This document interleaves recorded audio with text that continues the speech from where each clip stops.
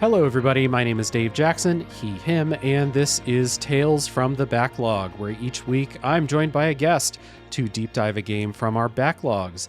Today's game is Outer Wilds, Echoes of the Eye. But before we get into that, a few quick things. If this is your first time here, thank you for stopping by, and here's the spoiler policy.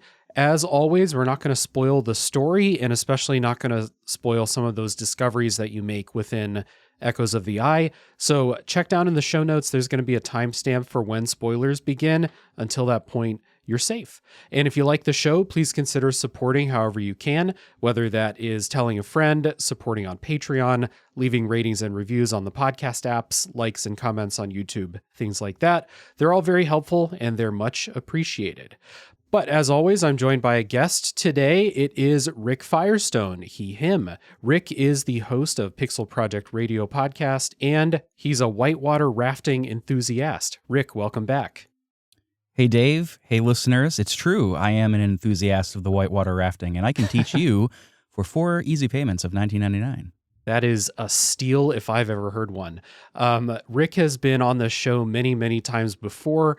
Too many episodes to list out. Most recently, I think, was Lisa the Painful and Night in the Woods, I think. Both some really cool episodes that I really recommend people check out. But it's good to have you back because I was inspired to say, like, it is actually time to jump into Echoes of the Eye because of your Outer Wilds coverage on Pixel Project Radio. So I'm glad to have you specifically here for this one. Yeah, I appreciate it. I'm really proud of how that series turned out, and I'm glad to have a space to talk about this here. This game shot up into one of my favorites of all time, really unexpectedly, and I was going to put this off for a while because, I mean, you know how it is. If you don't play something, you always have something to look forward to. Right. Yeah. And part of me was a little nervous to get rid of that, to not have any more Outer Wilds to experience. But that kind of ties into the themes of the game itself, believe it or not. But no, this was this is an absolutely beautiful DLC, and I'm really excited to dig into it. Yeah, absolutely. It is always great to have like a thing that you're pretty sure you're going to love, like just in the break glass in case of emergency case, right? Sure. So we've broken the glass. Today, we are going to talk about Outer Wilds Echoes of the Eye, specifically the DLC. It is a DLC for Outer Wilds. It was developed by Mobius Digital, published by Annapurna Interactive for contemporary consoles and PC in 2021. That was a while. I've been putting this off for a long time now.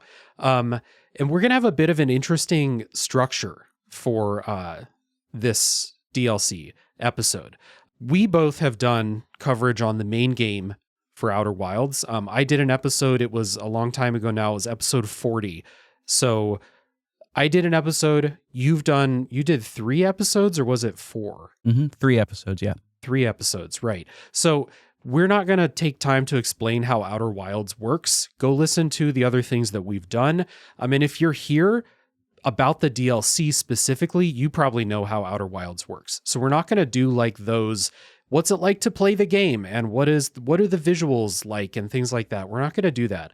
We're going to have kind of an early spoiler section in this episode because we want to just jump right into the new stuff. So a bit of an interesting structure today. The director and lead design credit for Outer Wilds Echoes of the Eye is Alex Beecham. Producer and lead design credit is to Lone Verneau, hopefully I'm saying that right, and a producer credit to Masi Oka. We'll have a couple more credits as we go through the rest of the episode, I believe. But if someone is here and they don't know what this is, we have our quick pitches per usual, out of habit. I say the quick pitch for Echoes of the Eye is the game you can only play once delivers a second time. Rick, what would you say? Honestly, I saw you wrote that, and I was like, yeah, I mean, that sums it up, you know? The once-in-a-lifetime experience, the sequel. Yeah, right? Hell yeah. Part 2. Now with 50% less sodium. Ooh, yeah, exactly.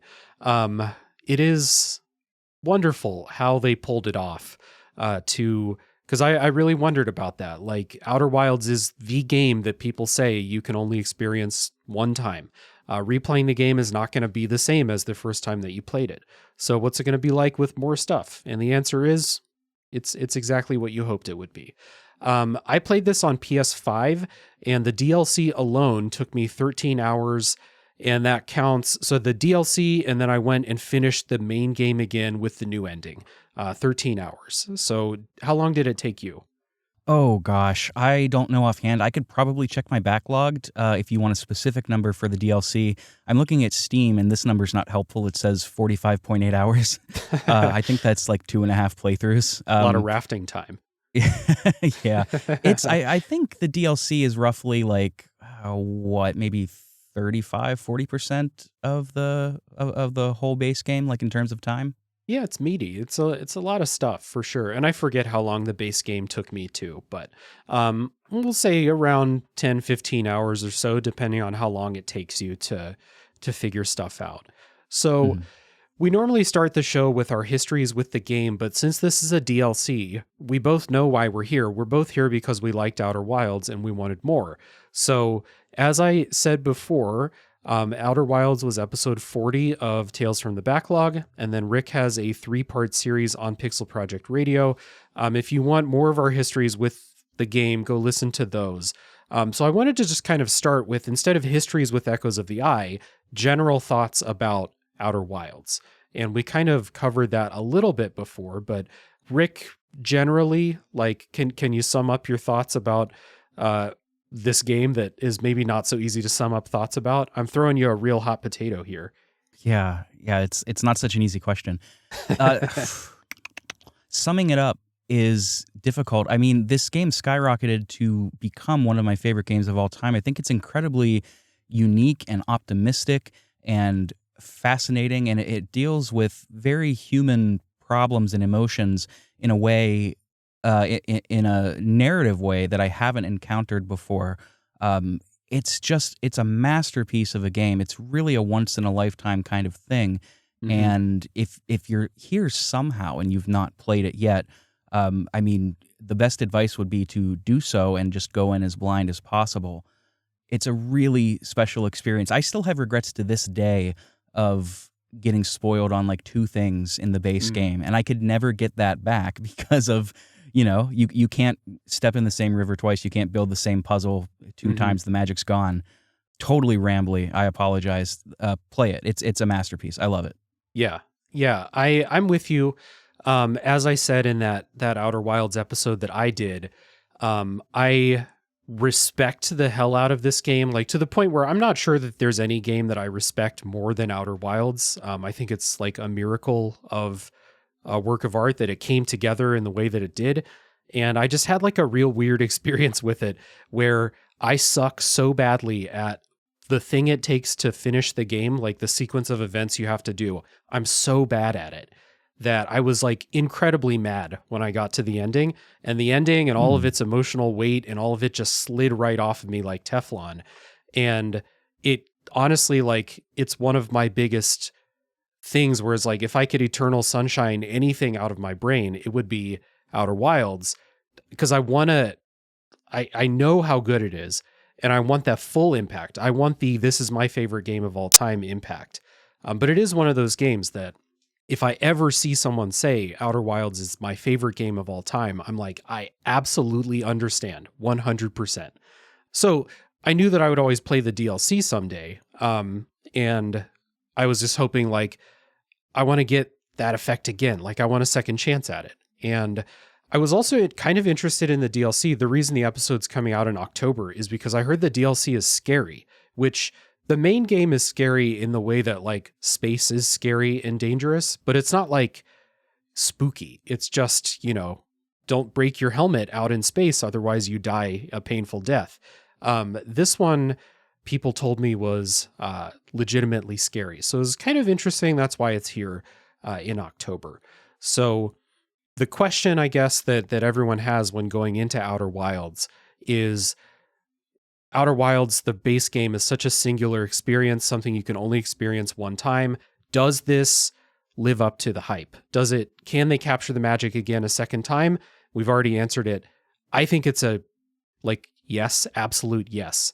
They just, they added on to the main game. It's an expansion. It's not separate. It's just a new place to go with, new things to discover and things like that. And it just really captures that magic again. Did you feel the same way about the DLC here, that, a second time they did the impossible. Well, yeah, more or less. I think, this game is dependent upon, or this DLC is dependent upon the main game. It's very much a companion piece to it. So approaching it expecting a second base game is setting yourself up for failure in a way. But Right. if you approach it like we did, knowing that it's a companion piece, knowing that it's an extension, a DLC in the purest sense, I guess, I think it delivers terrifically. I love how this slots into the story. This takes a narrative bent that I had wondered about in Outer Wilds. I think I said it even in the episodes that I did. I was specifically wondering about this sort of. Well, I won't spoil anything before we get there. But this DLC took that exact route, and it's fascinating, and I can't wait to compare it to the base game. There's so much to talk about. Yeah. And I will say, I think you were getting on this, but I want to just make it really clear. I think that someone should play the base game first, even though if you have Echoes of the Eye installed, you can go straight to it, like right from the beginning of the game, if you know how to. But I think that what Echoes of the Eye is doing with its story will work best if you've already beaten the main game one time. Would you agree with me there? Oh, no question. Yeah. Yeah. It is, just to kind of give some general thoughts about it before we'll get into spoilers relatively quickly, I think, but just generally, it is built into the existing solar system in Outer Wilds. It's another location to visit. For those who are looking for a little hint of where to start, like I was when I booted up the game again and I was like, all right, where's the DLC? There is a new exhibit in the museum on Timber Hearth. So go check that out. And that will give you the first little push on there. So let's see. Generally, I thought that the story, the individual story for Echoes of the Eye is good on its own, but ties in really, really well with the base story. And it takes a little while to really get rolling with what's actually going on as far as the story of this place. And yeah, we'll just leave it there. But once it did, it was really, really satisfying. And then this is one of those for me that the longer I kind of sat with it, the more times, this is going to sound weird when I say it like this, the more times I thought about this game in the shower. I'm taking extra showers to think about this game longer. That's where I do my best thinking. Sure, whomst among us? Yeah. The more time I spent thinking about it, the more interesting the story got. The neater it fit in, the puzzle pieces really locked together in a really cool way. And this is my turn to gush about this team and how well, so they had this thing that was this moving puzzle box of a solar system. And then they found a way to slot this extra piece in perfectly, whether it's mechanically, story wise, it's just really fucking good. And I'm marveled, I'm amazed all over again at what Mobius Digital is able to do. I can't just keep saying how, but how, This DLC to me, you mentioned playing the DLC for its own sake. It reminds me very much of harmony in music. If you hear a beautiful melody with harmony, you experience them together as one whole. It's a wonderful thing. You can hear the harmonic line if you just hear the harmony alone. It's still going to sound very pleasant, but where it shines is by enhancing the melody and making a cohesive unit that's greater than the sum of its parts. And that's sort of how this DLC feels to me. Sure, it's very pleasant on its own. It's a good experience, but the symbiotic relationship it has with the base game elevates both of them in a way that is just really magnificent. And I agree with you. There are so many moments where you just think to yourself, how did they come up with this? How did they weave this in so effortlessly? It's, I can't wait for their next game. I really can't. Yeah, and it has been a minute since this DLC came out, so I can't wait to see what they're working on. Hopefully they're working on something. I'm not sure, but hopefully. They are. They released an update, a patch to Outer Wilds on Steam, and at the very bottom they just kind of threw in blah blah blah blah blah, the game we're currently working on, and the subreddit lost their collective minds. Yeah, everyone's like, wait, hold on. Go on, please, Yeah, more. yeah, I can't wait. Yeah. Um, I have one kind of like critique of the DLC as it kind of compares to the main game. And I wonder your take on this, and we can revisit this in the spoiler section if we can't say too much. But I felt like, so the way that the base game worked and the way that a lot of the DLC stuff works is your curiosity leads you to something, which leads you to something else, which leads you to kind of like unlocking the mysteries of this moving puzzle box of a world that they've designed. And in the DLC specifically, I think the most important things that you discover are just straight up shown to you in a way that feels like a little bit less elegant than what the main game did. In the main game, you did a lot of like reading the writing from the Nomai, which would like, give you a new lead on a place to explore maybe, or something like that. In the DLC, there is a way that things are shown to you, I think, in a way that wasn't really done in the main game. It doesn't mean that it wasn't awesome to find those things. And then the things that are shown to you are not 100% of the solution. But it does feel a little bit like, we have this kind of complex thing. We're not sure if you would figure it out by yourself. The best way to have you learn about it is to just show you. And I don't know. Did you notice this? Do you feel the same way? It didn't like bother me, but it was something where it was like, oh, this is a bit simpler of a way to get me on the trail than some of the stuff in the main game. Well, I don't think it bothered me. And I'm putting my bias on the table. I'm somebody that's willing to forgive or hand wave away a lot of mechanical BS in favor of a narrative. And I Uh-huh. say that just to put my bias out there. But I wonder, Dave, if what you're touching on isn't just an issue of scale, perhaps. Mm, We got to explore several planets in the base game. This one, you could maybe say 1.5. I mean, putting both areas of the DLC together, it's not really quite two whole planets worth. right. Um, I wonder if it's maybe an issue of scale. I'm not sure. I'm also not certain how to do it better. I keep thinking back to exploration versus investigation, but I'm not quite sure that that's the best comparison to make. But that sort of feels like what we're doing in this DLC. We're investigating the records of this, species that left them behind, trying to Hmm. figure out what went down. Which I suppose that's exactly what we did with the Nomai, but there is Right. greater exploration. I don't know. To sort of wrap it up and put a sloppy bow on it, I didn't notice it. I can Mm. see what you're talking about. It didn't particularly rub me in any way, positive or Okay. negative. Yeah, that's fair. And like, I'm not saying that this is like, I played this and I was like, they lost their magic. It's just, it's a different approach. And I Sure. think one of the things that made the main game like so magical is that I basically felt like my curiosity was the thing that solved the puzzles. And like the game was just giving me little pushes in different directions. Whereas, this is less than a handful of times, but they are the most important things that you learn that are just kind of like, this is what you need to do. So we'll Mhm. revisit that in the spoiler section for sure. I mentioned scary stuff earlier. There is a new reduced frights option that like the game pops up when you boot up the game with Echoes of the Eye installed and says like, hey, there's going to be some scary stuff. If you want to, you can turn on this new option called reduced frights. It says it makes the scary sections less scary and it makes the scary sections easier. So, when that pop-up came up, I was like, oh no, what have I gotten myself into?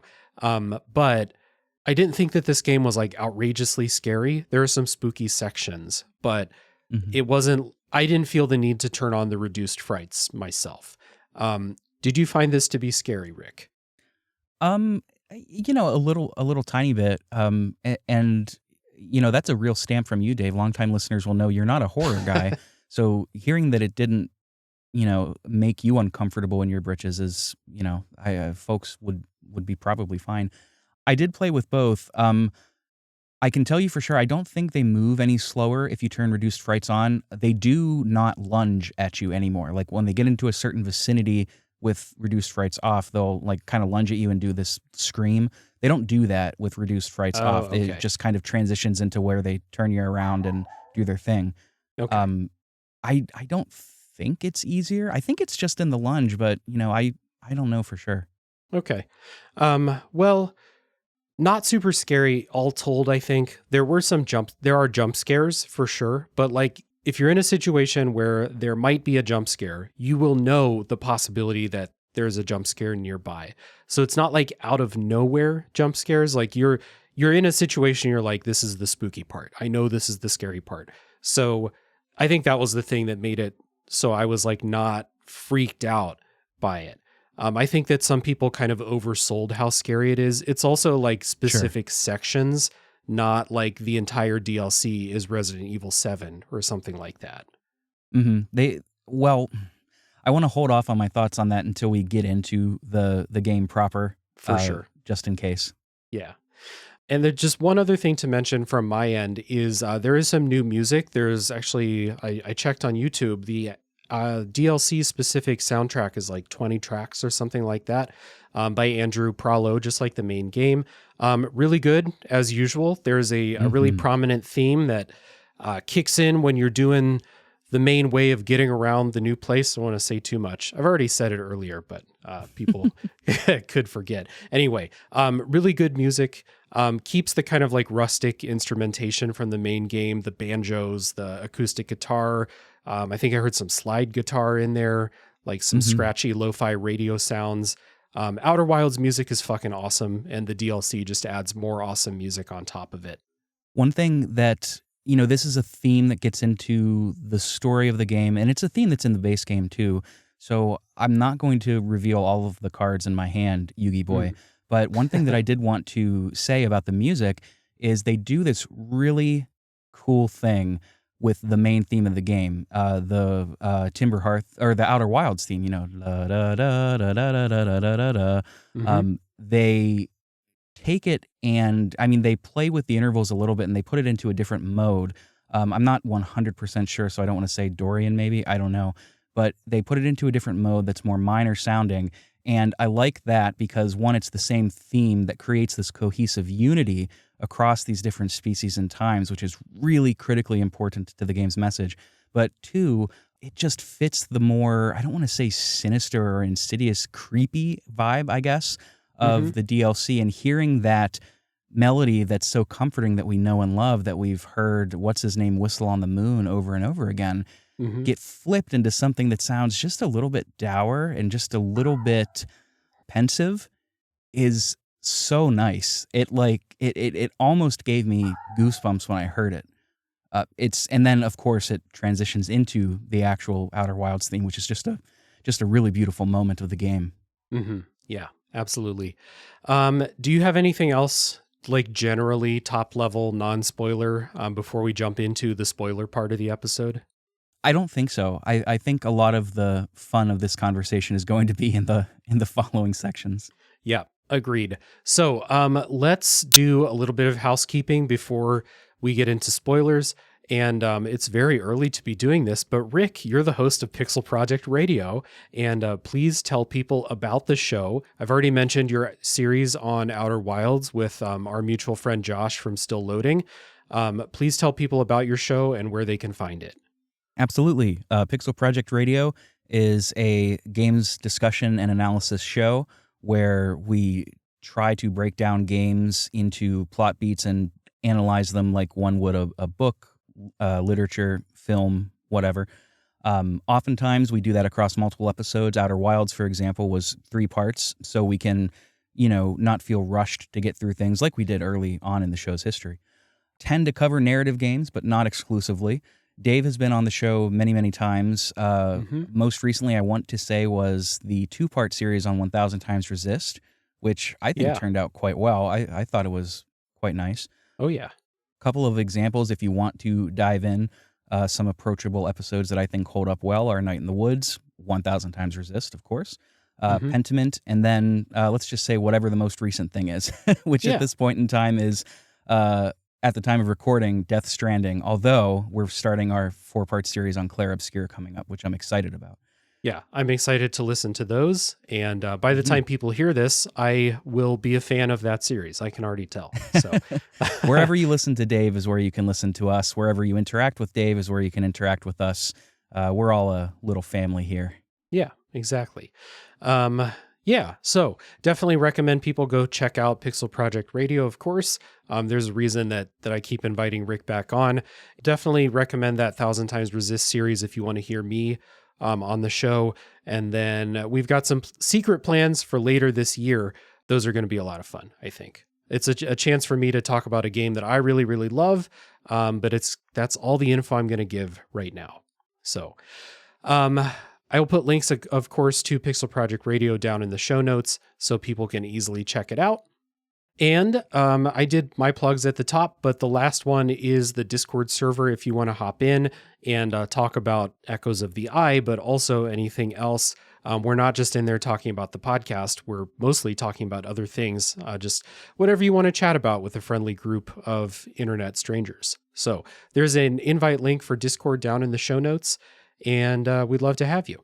So it's very early to be doing this, but we're going to take a music break. And then when we come back, it's going to be full spoiler time for Outer Wilds Echoes of the Eye.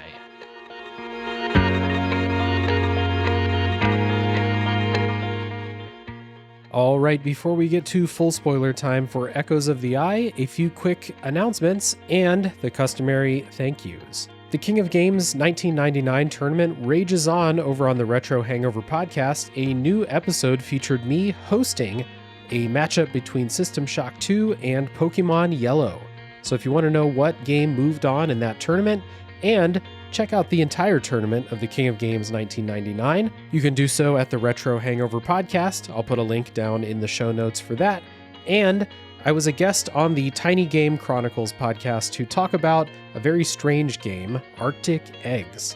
It was a really fun conversation. So if you played that game, you want to know what the hell's going on, give that episode a listen over on the Tiny Game Chronicles. There will be a link for that in the show notes as well. And as always, a big thank you goes out to the patrons who help support the show. Fine folks like Chris Nelson, Zulgeek, Chris Copleen, Eric Guess, Rick Firestone, Nick Vicori, Soccer, Cupcake, Kyle, Christian S., Matt aka Stormageddon, JD, Doug Leaf, Jason Emery, Brian Skirsha, Jenny E., Marcus O'Neill, Stefan, Drellish, Rob Smith, Rigamort, Silcanet, Levi, John E., Aliasi, Joseph Hooper, Yorkie Duval, Aaron, Squill, Alan K., Doug T., Tara, and many more. Thank you all for your support. It means a lot to me. If you'd like to join them, you can do so at patreon.com/realdavejackson. Now, with all that being said, let's get back to full spoiler time for Outer Wilds Echoes of the Eye.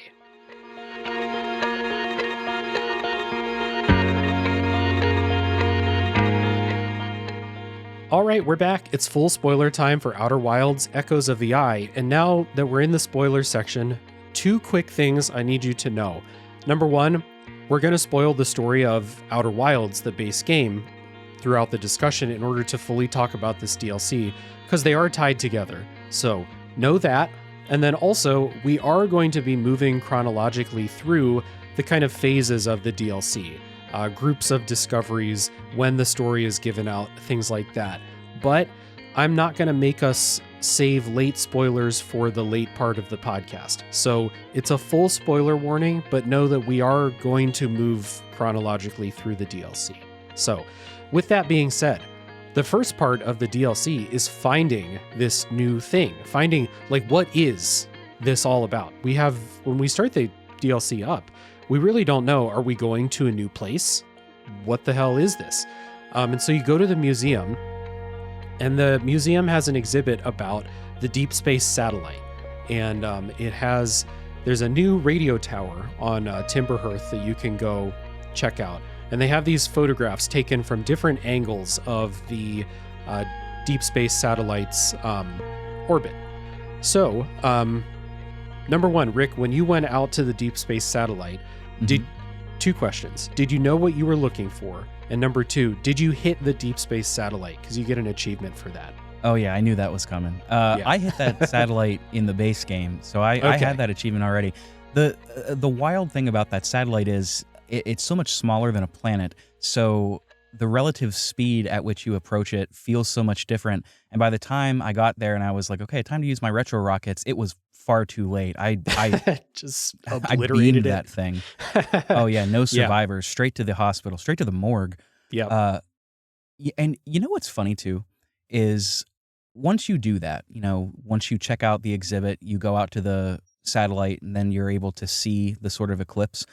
After a few loops, Slade, or is it Slate or Slade? Oh, I don't remember. The fella, the engineer that's out there with you under the stars, he'll pull you aside and he'll be like, hey, just so you know, you can use the computer to navigate to places you've already been. Huh. Yeah. Isn't that a coinky-dink for me to say that? What I thought he meant was navigating to the satellite. So the first few rounds, I just did that every time and wasted and time until I just read somewhere like, yeah, you can just navigate there. It's like, oh my gosh, yeah, I guess you could. I think he tells you that because the stranger's invisible from like just looking in space. And so they're like, yeah, you can just use the computer to know where to go. You don't have to go to the satellite every time. That would suck. I got tripped up by the room with all the pictures from the satellite that you're supposed to notice an anomaly in one of the pictures. I got too distracted by the picture with the guy doing a goofy face in front of the camera. And so I went to that angle of the, the satellite's orbit. What you're supposed to realize is that there's an eclipse happening in one of them. But I was like, the solar system has a lot of shit. Like the fact that there's an eclipse doesn't seem out of the ordinary to me. What you're supposed to do, I think, is count the planets. And I didn't do that. So this was the first time very early in the game I checked a guide because I didn't know what to do. Did you find this the natural way? Yes and no. I did notice the anomaly in the photo. What I didn't notice was the angles, or maybe I did and I just didn't take note of it. Okay. So what ended up happening each time that I found it manually was I flew out to the satellite and then just kind of dinked around out there until I saw the eclipse and then flew in. It was total hit and miss for me. Yeah. But that moment when you do fly in and you realize that thing that's eclipsing in front of the sun, that's what you need to investigate. And so I'm like, what is this thing? Is it, it just looks like a big black circle that you're flying towards. And then suddenly you get inside this cloaking field that the stranger has, and the full space station reveals itself. And that's the first wow moment of the DLC. Yeah, it's very cool. It's a very cool moment. So you go inside and you just mess around with stuff. You learn that the way you interact with stuff within the stranger is by using your flashlight to open doors and to release a raft down onto this river. And so the stranger is, if someone's just listening and they don't know what it is, it's a circular space station. And it has a river going around the outside, a bunch of rocks and cliffs, and then a couple of distinct village setups with houses, huts and things on stilts. And the main way of getting around this is by rafting. And you can control the raft. It has 4 little light sensitive poles on it, and you shine your flashlight on the direction that you want the raft's motor to push it in. But this river is flowing around the whole time. So you can jump in the river and just let it take you wherever it takes you. You'll get hurt pretty badly by doing that. But the way of getting around is by rafting. And somehow, it's not a super precise way of moving around. It's not like driving a boat in Grand Theft Auto or something. But I got really good at this. And I kind of like it. The music that kicks in is really good. Oh my gosh, yeah. Yeah. When the vocals kick in, it comes to a big, finale, fades out, and then kicks back up again. You're never on the river for super long, but I get to a point where when I had specific places in mind where I wanted to go, I was zooming down that river. It was a lot of fun. That first moment where you're in the water on the raft, navigating through one of the channels and the music is kicking in. That's such a moment filled with wonder. Yeah. What an amazing thing, too. That was the first jaw drop moment for me in this DLC. So like basically 3 in a row for me, because there's 2 entrances to the stranger. One of them, you open a door and you kind of like walk out onto a rock that's like on the bank of the river. But the one that I went into first is the one where you turn the crank and you're on a raft and it drops down into the river. You don't know Right. what you're dropping into. That was what I did the first time. So it was like within like 2 minutes, the stranger appeared out of nowhere. Then I drop into a river on a raft. Suddenly the whole thing reveals itself and I'm like, holy shit, what is this place? And then I'm rafting down the river and that song kicks in and I'm just like, wow, Yeah. this is the best. This fucking video games, man, they're so cool. That's the moment where they light the fire. Like if there was any doubt within you that this isn't going to be as special as the base game, that moment is where they turn up the burner and they're like, Yeah. you're in for a treat. And what a Absolutely. treat it is. It's such a Yeah. cool moment. It's great. And so like my first couple of loops, because the supernova is still active, the time loop is still active. So you still get 22 minutes. My first couple of loops were just kind of rafting around, seeing what's in here, because it's not that big. It takes, like if you're just rafting down the river, it might take a couple minutes to do a complete lap of it. But it's pretty dense with stuff. So like there's some houses near the entrance. There's a house that's contaminated with ghost matter. There is a second kind of collection of building on stilts with a big tower. There's a kind of like slot canyon with houses kind of built up way above the water level. Then there is a reservoir and a dam and a little mechanism to like pick up your raft and carry you to the other side of the dam. And so you're just kind of like set free, just like Outer Wilds does. You're in the stranger, but you don't even know what you're looking for. It's just like, all right, go have fun. So do you remember, like, did you just start rifling through houses? Like, are you rafting down the river? What are you doing in your first couple of loops in the stranger? Yeah, those first couple were just exploring. At first, it feels pretty overwhelming because there are, 4 different locations. One of them is quite hidden, so you might not even know about it at first. Mm-hmm. There's the added trouble of the dam eventually breaking. Yeah. And then further then submerging a lot of stuff in water, making things not accessible. So my first few loops were just sort of getting a lay of the land. And pretty quickly, I started playing with the projector systems. That was one of the first things I discovered and Right. tried to figure out right away. Yeah. Is interesting coming back to this right after, like not long after playing Blueprints, which is a very similar type of game where knowledge is power in most cases. But the difference between Outer Wilds and Blueprints is if you ran out of time the first time and you wanted to investigate something, you can go straight there the next time. There's no randomness involved.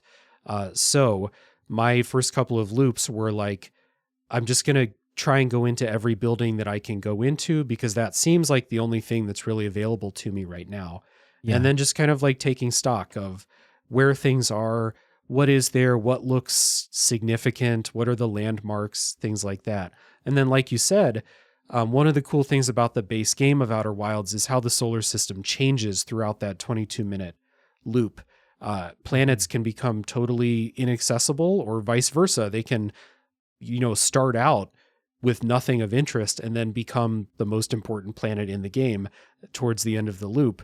And then they do this wisely with The Stranger 2. 2 main things. About a quarter of the way through, it seems like there's some kind of mechanical failure, like the lights flicker. You can hear like machines straining or something like that. Yeah. I never figured out what that was. Did you?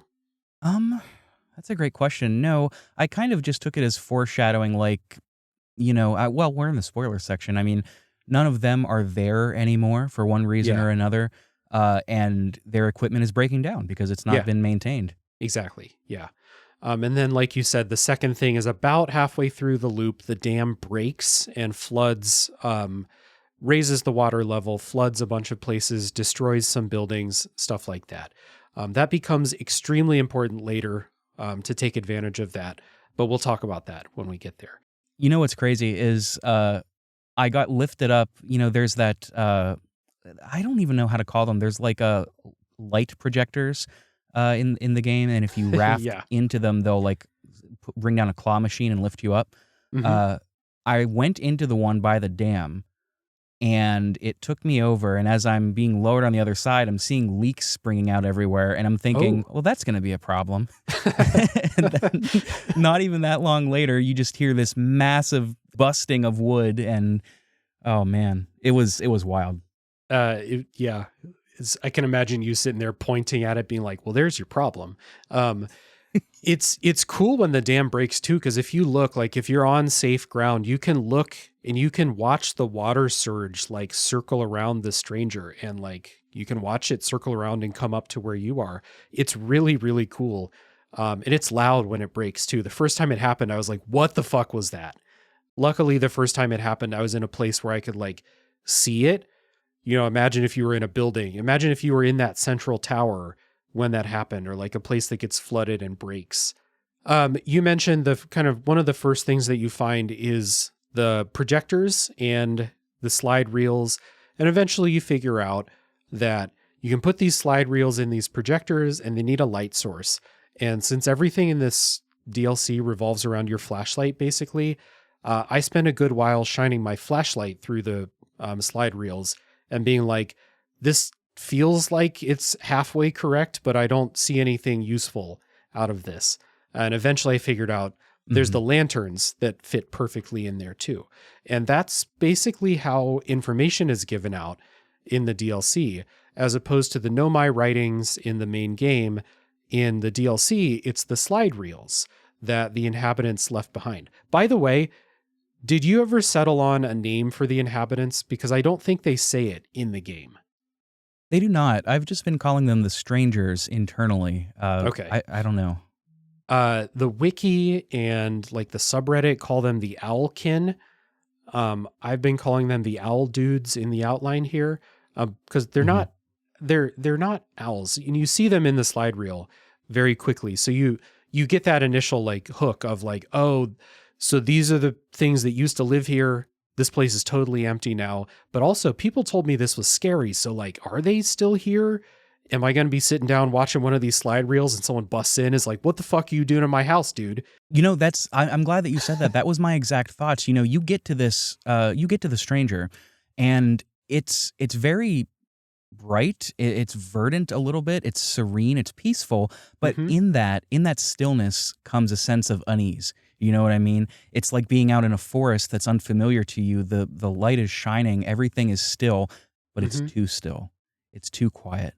Yeah. There's no movement within the flora and the fauna. It becomes unsettling. Honestly, like think back to the original Halloween movies where these teens will be on a street just chatting, daylight, a place that's supposed to make you feel familiar and safe. And in the background, what do you see? Michael Myers peering out from behind a tree, and the camera doesn't call attention to it, but it starts to make you feel like this familiar setting is not safe for you anymore. And that's how I felt going around here this whole time. I kept looking around like, when am I going to see them lurking in one of the buildings? Because, and not the least of which why, again, we're in the spoiler section, so I hope this is okay, Dave, but when you find a specific room, one of the seats, pods, etc., is unoccupied. So I kept thinking, where is it? Where is he? Like, he's around here somewhere. Where is he? Yep. I definitely wondered about that. But like you get into the place and you're like, this is a super high tech like space station habitat. Somebody built this. They have to still be here. And so I was really wondering for a while until I found the circular room. Then I was like, okay, maybe there isn't anyone walking around in the stranger anymore. But those initial slide reels really worked for me, because the first ones that I found, at least, I think the very first one that I found was the slide reel that shows you the owl dudes sitting around watching a slide reel of what appears to be like a homeland, and they're crying. They're very upset watching it. I think that was the first one that I found. Not just crying, weeping, sobbing. Like they are retching with the shoulders. They are in Head in despair. hands. Yeah. Yeah. Yeah, that's the one. There's they give you like two right in that first house. Yeah. Speaking of the projectors, we all shine our light into it. And by the way, I love that the base game and the DLC do this. They take this, like, the base game takes fire, this, base primitive natural sort of force of nature, and makes it very important. And here in the DLC, they distill that to just light. I love it. But we all shine our flashlights into it, and we're like, oh, well, that doesn't work because I can't go down and operate the thing. I tried to shoot my little scout onto it to see if that could be a light source, because you had to do something like that in, I think it's the anglerfish area of, what would that be? Ember Twin, I think, maybe. But it's too big. It just sits on top of the whole thing. It doesn't work. Yeah. Yeah. I think it was like in that first house, maybe there wasn't a lantern in the first house. Or maybe there was, but it was like, up a path in a different building or something like that. And it was really only by chance that I had a lantern and I was standing next to the projector, and it gives you the prompt to, like, put the lantern in there. Mm-hmm. So this is really interesting. So it gives you the initial goal of, like, I need to find as many of these slide reels as I can. I need to explore this place. Every single building that has an opening, I need to go in there, because this is how they're going to give me information, I think. There's some other houses, lots of other houses that you can get into. Notably, there is one building that's been burned down, and you can see that. And there is a metal sculpture in there that looks kind of like the eye of the universe. But we won't figure out what's going on with that for quite some time. But you definitely take note, like, these are all wooden houses. One of them is burned down. Everything else is fine. It's not like a fire broke out and burned down the village. They burned this building down. So you take note of that. And then the other things are, there are a couple of doors that need codes around. And so if you're like me, you're checking the ship log every time you start a new loop and kind of keeping track of, like, these loose ends. I even wrote some stuff down in my paper notebook of, like, here are the things that I'm trying to investigate loop by loop by loop. But it really was, for a while, just like, find as many slide reels as you can. Yeah, that's about how I approached it too. Just see what happens, see how many loose puzzle pieces you can find until they start fitting together in some way.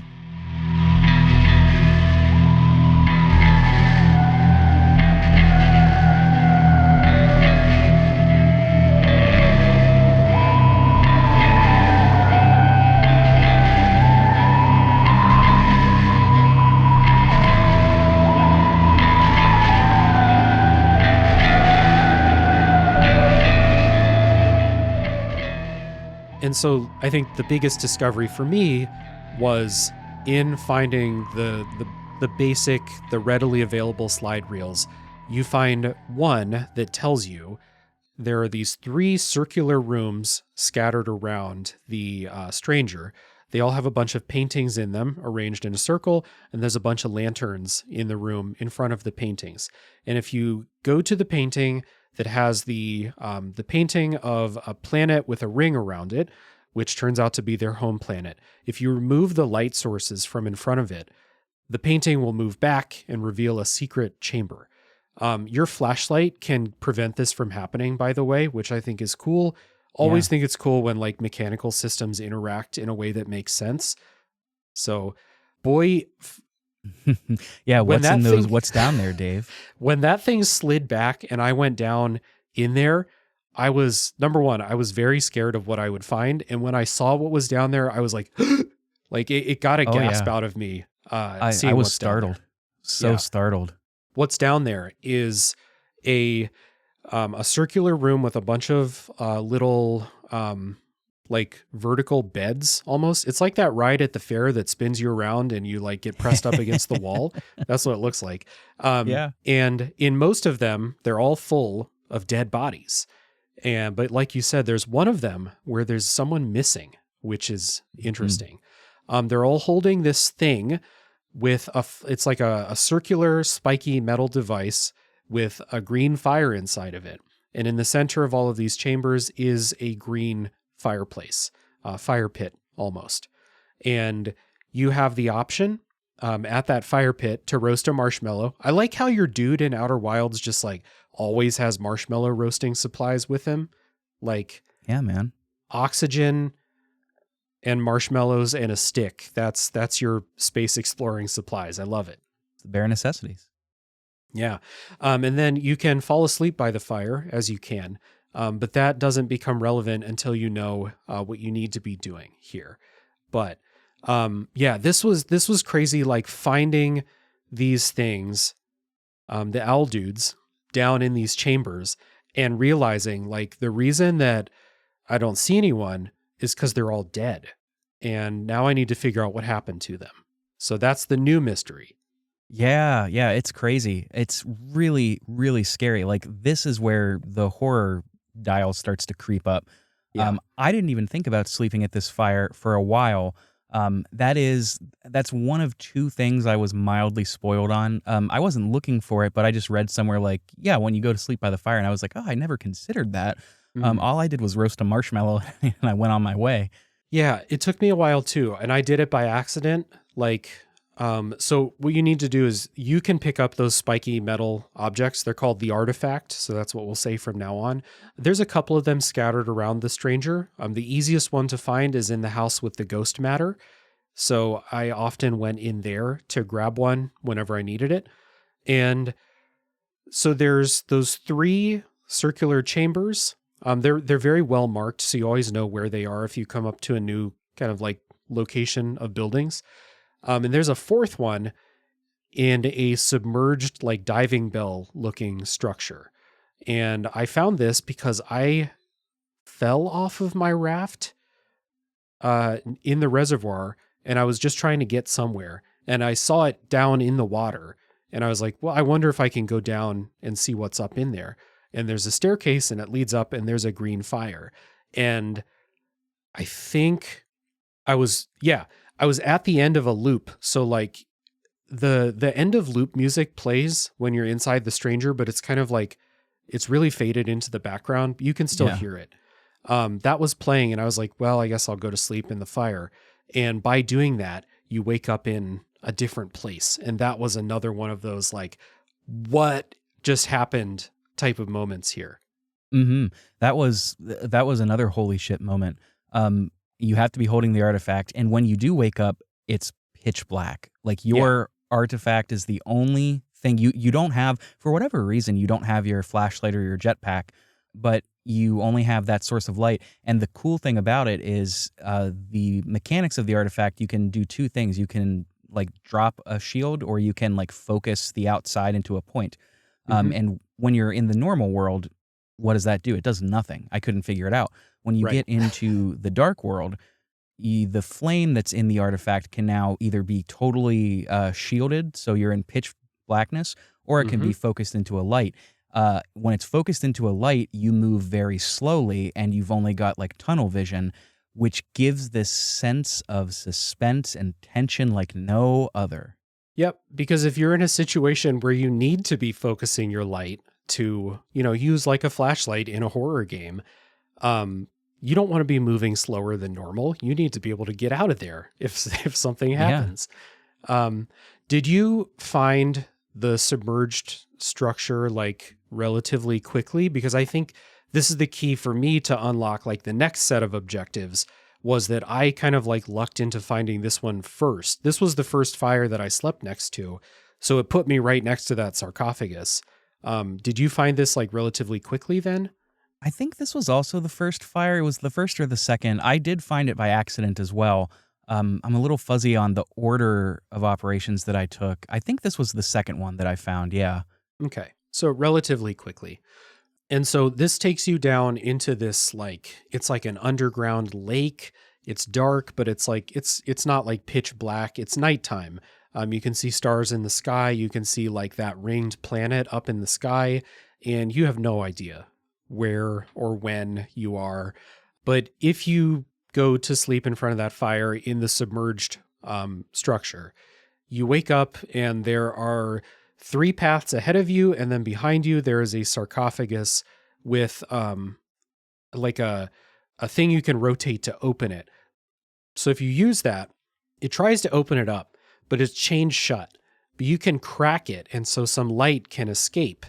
And the light will give you a vision. This is the first time this happens, I think. And the vision will tell you, basically, it shows you the owl dudes doing 3 interesting things in these different locations in order to access secret places. And we'll talk about those 3 things a little bit later. This is that critique I mentioned earlier, where like, I kind of agree with you. I don't know how they would have done this better because these are all things that would be really hard to figure out by yourself. There's no reason you would, for example, try walking on an invisible bridge if you didn't know it was there. But they do just kind of say, here, go find these 3 places and do this exact thing in these 3 places. And ostensibly, they kept those records because, I mean, on first blush, you're thinking, well, why did they record these just to conveniently give me directions on how to win? You know? But ostensibly, it would be because they would want to, you know, have a record of this in case, I don't know, they ever do have offspring, I guess, or maybe somebody forgets in their clan. I don't know. I don't think they had outsider intentions outside of, you know, the steps they took to obfuscate what they did. But yeah, man, I don't know. It's also like you said, it's stuff that you wouldn't think to try normally, especially the structures that you have to like blow out the lights through. Like I would have never guessed that that's how you went about doing that, you know? Yeah. So you're in a dream world, and in the dream world, there's a couple of like structures you can interact with in interesting ways. There's these like wooden statues that look like hands, and if you focus the beam on them, you'll teleport to where they are. That is such a cool mechanic. Yeah, the first time it happened, yeah. It happened to me accidentally the first time, and I was just giggling like a little kid. It's so cool. I love the animation they do too. It's very trippy. Yeah, it is for sure. And then the second one is there are these wooden kind of like totems almost that have a big hole in it. And if you look through the hole, you can either light up candles, like a bunch of them. But with these, you can do, like you can reveal entire bridges or buildings and stuff. You can also do the opposite. If there's a bunch of candles, you can turn out all the lights. I didn't figure out the extinguish thing by myself because I thought it was just like, oh, I'm standing next to a candle. I don't want to extinguish that candle. So I didn't press the button. If I had just pressed the button, I would have realized like it's something bigger. But I did not figure that out by myself. That was another thing I had to look up. Not one of my best moments. I can't remember. I think I ran into a door that only had a candle next to it. So I was like, what the hell? I'll give it a try. Yeah. We should say like within the dream world, you can also use the artifact to light up candles because it's dark in there and there's candles and stuff everywhere. And so you want to do that to give yourself more light. So again, we're playing with light, we're playing with fire. Those are our main kind of mechanical things. So back to that kind of like the game is telling you, not showing you in a way. It's telling you, go here, do this, find this place, do this specific thing. With this one, I just realized as I was talking why they would show you this, because it's not a slide reel. It's a green light.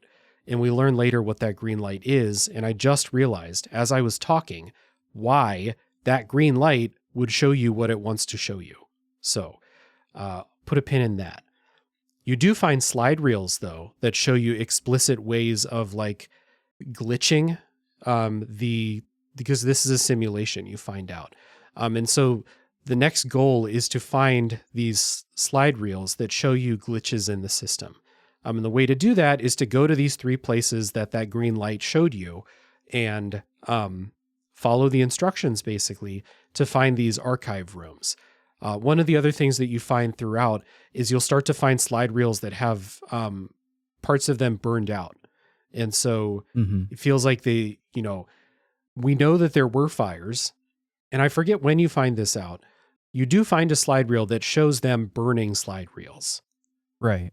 I was going to ask you though, like when you first encountered, because you encountered the first burnt slide very early on, Did you think that it was an intentional subterfuge, or did you think that this was just the result of a natural fire? Yeah, I don't think I thought twice about it. I just thought like, well, these are, everyone seems like they shriveled up and died. So like Hmm. it feels like it's been a while since anyone was here. I didn't I didn't place them as being burned immediately. I just thought they're corrupted in some way. So I definitely didn't think it was intentional. Did you? I did, yeah. I had wondered Okay. if it was because, like, well, my line of thinking wasn't correct, but it got me there. You know what I mean?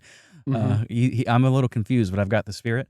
Um, I was thinking of like our film reels in real life, and I was thinking like, how would the center of a long strip of film get burnt and everything else preserved? Right. Probably due to human intervention. So I was like, yeah, maybe this was intentional because it's also leaving out like very key moments that I wanted to see. Hmm.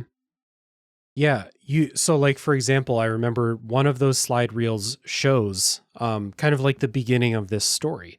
It shows the inhabitants of the stranger looking through a telescope, seeing the eye of the universe, being like amazed by it. I think one of the slides even shows them like dropping to their knees and bowing in front of it. Hmm. And then, you know, it shows a planet withering away and then burn, slide, burn, slide, burn, slide, burn, slide. Suddenly they're here or something like that. Like Yeah. it shows part of it. So it shows you why they came here is because they found the eye of the universe, just like the Nomai did. And that's where we start to get our first like connection with the base game story. But also by this point, like I played a little bit of the DLC. I'm really, really curious about who are these people? Why are they here? Have they always been here? How long have they been here? Turns out they've been here for a while. And it felt for a while like I wasn't getting a lot of answers in the story, but they were like kind of building up that base layer of the story so that like the answers kind of come all at once, but when they do come, like I had that like that scaffolding for them to all like instantly make sense. It was really well done the way they paced it out, I think. Oh yeah, absolutely. When that aha moment finally happens, it's like a revelation. Hmm. And the way it ties into the main game is so great too. I have a tangent I want to go on, but I don't want to until you introduce the relevant story beat. I don't want to get too ahead of us. Yeah. The next part of it of the story like is going to those three places and doing that thing. So right in front of the sarcophagus, you see those three paths, and there's these three things to input codes on. So you think, okay, I got to go out and I got to find these codes to, when I input them, they'll do something. And then I'll be able to open the sarcophagus. That was a pretty clear goal to me. In classic Outer Wilds in good game design fashion, you don't find the codes, you find a different way to open the sarcophagus. And you need the secrets from those three places. So I want to kind of go through those three places, talk about what you have to do in each one, and don't have to spend a ton of time on them, but they are interesting in their own way. They're a little more action packed than a lot of stuff Hmm. in Outer Wilds is, or a lot more like, it's not just me versus the environment in these. That's what I'm trying to say here. Before we jump into that, a quick Yeah. interjection. Yeah. So it is a very cool red herring to have those lock codes be kind of irrelevant. Hmm. However, data miners went into the game and they did pull those codes. They pulled it such that there is a combination for each of them. And they Um, work. yes, they do work. So much so that the devs patched something in so that if you did that, because it became public knowledge pretty quickly, it got onto the internet. You heard of Mm. that, the internet? The And internet. when you put that in, you can see a certain something in the sarcophagus. Mm. Okay. Revisit that later, I think. That's cool though. And I imagine that's the speedrunning strat is just go down there, put in those codes. I think it's more of an Easter egg than anything. Oh, so it doesn't like take you straight to the end of the game then? No, no, no, no, no, no. You can like in the non-dream world. I think I'm kind of fuzzy on it, to be honest with you. Okay, fair enough. So we have 3 archive rooms to go into, and they'll teach us 3 things, 3 ways to kind of like mess with the simulation, and we'll need all of those things. The first one is, so you find out if you go to those other 3 circular rooms with the paintings, they'll each take you to a different area of the simulation. And one of my big discoveries is discovering that they're connected. They're not separated. They just look like they are. One of my big discoveries was in the Endless Canyon, which is this large collection of buildings. It has a garden in the middle, and then it has an offshoot area where you can find a raft, and you can go on the raft and move around from area to area. That was a big discovery for me. And I texted you like the night before being like, I'm really stuck on this puzzle. There has to be a different way to get at this building. And then like the next day I played it and I found this raft and I was like, yeah, it all makes sense. Yeah. That is a really cool moment. Yeah. What you have to do in this area, the Endless Canyon, you need to first light up a bridge to access the kind of like the connection of buildings and houses. In here, there is an owl dude just watching TV in a house. And so I was very careful not to disturb them, though I don't think you can, but I don't think you can make enough noise to disturb them. I tried shining the light in there one time, but yeah. They just don't even notice. It gets kind of spooky though, because at one point the power will go out. You can't see him anymore, and you're like, oh, is he up and at him? Is he wandering around? Yep. What you have to do to solve this level is the green light showed you the owl guys picking up a like a big slate that has a password on it and walking through a mural. So you need to find that mural, but first you need to turn the lights off. And when you turn the lights off, the dude that was watching TV gets pissed off and goes looking. Yes. And this wasn't the first time I was introduced to like the owl guys searching with their lanterns, but this was probably the hardest one for me to accomplish. I just kept getting caught over and over again, trying to get down to that room with the mural. Yeah. Do you remember the first time they caught you? Oh yeah, it was in this very area. This was the first one that I figured out. Yeah, with the TV. It should be mentioned too, whenever you blow out the light that gives you special access to where they don't want you to go, they sound this like hunting horn sound. It's not a hunting horn, but it sounds like it. And immediately your stomach drops because you know that they know looking. That you're here. Yep. Right. They might not know what you are or where you are, but they know someone's mucking about.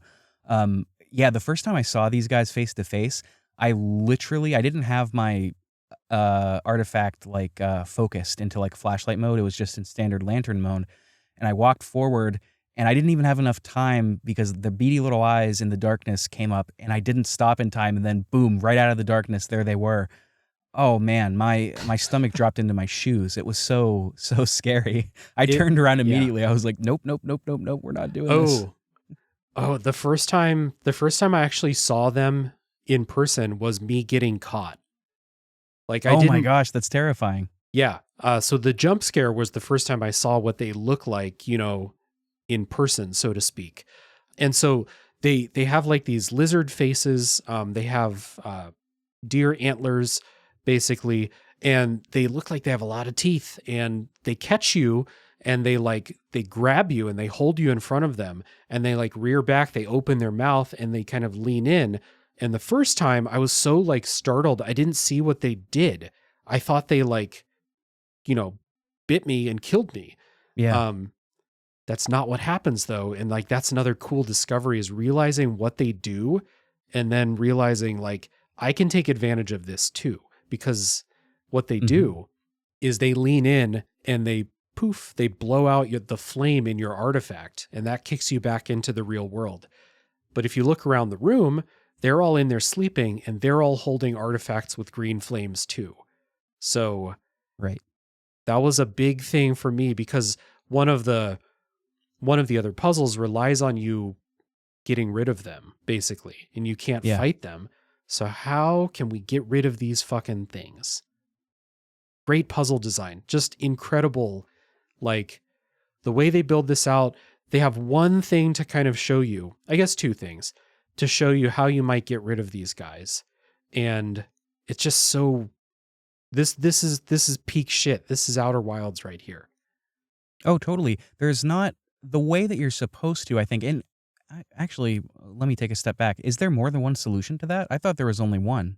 Well, so there's To those guys specifically, like I think that's a right. different biome where you have to get into the house, but they don't go, and you have to wait for the dam to flood, which Right. breaks the building and extinguishes their flames. I meant that's like the one that I'm talking about. Yeah, no, there's that one. I meant like there's two ways that you might figure out that, you have to wait until the dam breaks to extinguish their flames. Mhm. The first one is if they catch you, they blow out your flame.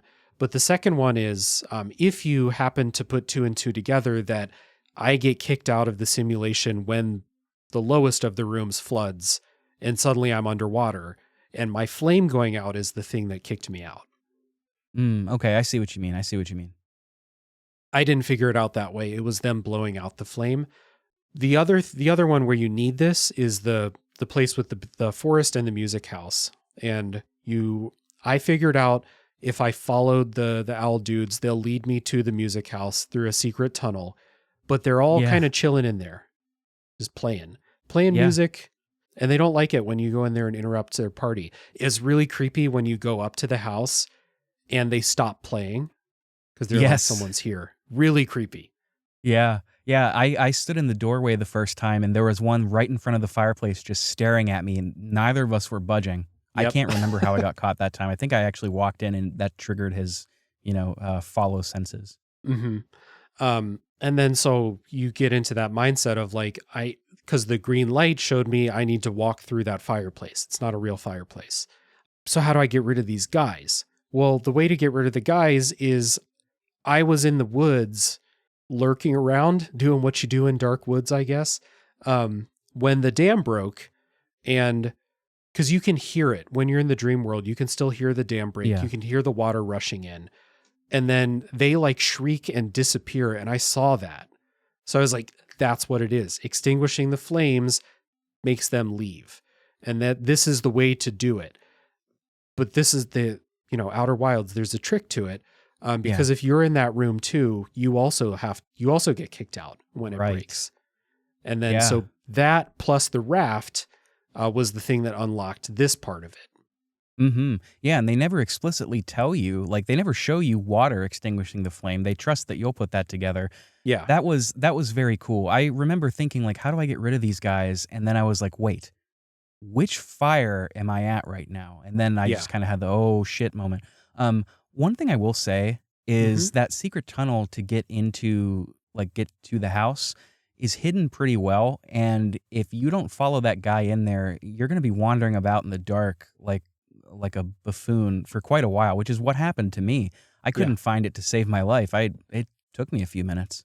I couldn't find it ever without following them. Because like the way that you solve that is you have to go to a different tower, go set up a raft, get on the raft, go to this place, use your light to open up a door. No, it's the other way around. You have to open a door first, then leave, go to the higher elevation tower, the one that won't flood, take the raft to this place, then go out in the forest and get down in that tunnel, go to the house.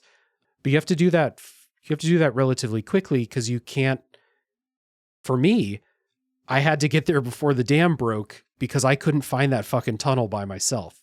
So Right. there was a bit of time pressure to like do this order of operations. And it's not hard, but you have to do it. But yeah, I couldn't find that tunnel by myself to save my life. Like without following them, I never found it. Just couldn't remember where it was. Had I known the trick about putting the artifact down, maybe I could have found it. But I think I tried it and I still couldn't find it. So, Oh man, that blew my mind wide open whenever I saw the and you know what? Actually, now that I'm thinking about it, I don't think because there's a slide reel that will show you that you can do that. I found this out by accident. There was ooh. I forget why I did it, but I set I set the thing down to walk and go pick up like another. I think that's what it was. There was a room with 2 slides, and I wanted to set the thing down so I can go and pick the other slide up. And just all of a sudden, I'm shunted into like a matrix green wire mesh world Yeah. It was insane. That was incredible. I didn't know what was going on. And what I thought the game was going to do was ask me, like Metroidvania style, to go back through everywhere else and go explore. And you have to do a little bit of that, but not to the extent that you might be thinking. Mm. I got spoiled on this when I was looking up something else. So I definitely knew about it before I found the slide reel, but I also didn't figure it out on my own because I was afraid to put the artifact down, just straight up. I didn't want to. Oh, dude, speaking of the artifact, so those 3 totems that we mentioned, the lock mechanisms, Yeah. one of them seemingly, like, you turn the locks and it doesn't seem to do anything. If you leave the lantern, you'll see that there are platforms that lead to the island across the sea that you have to get to. Oh, yeah. And you can only see them if you put the artifact down and go into that wire mesh world. Right. I did that and I was like, man, I can't jump on those platforms though. I tried and then I fell and I was like, they're just too far apart. And I just went back to start fiddling around with the locks just to pass time, and they started moving, and I had another oh my God moment that was so satisfying. That's awesome. That that was another one where, like, I think that I got spoiled on putting the artifact down and rotating those things in the same like Reddit post that I accidentally read. Reddit on Reddit.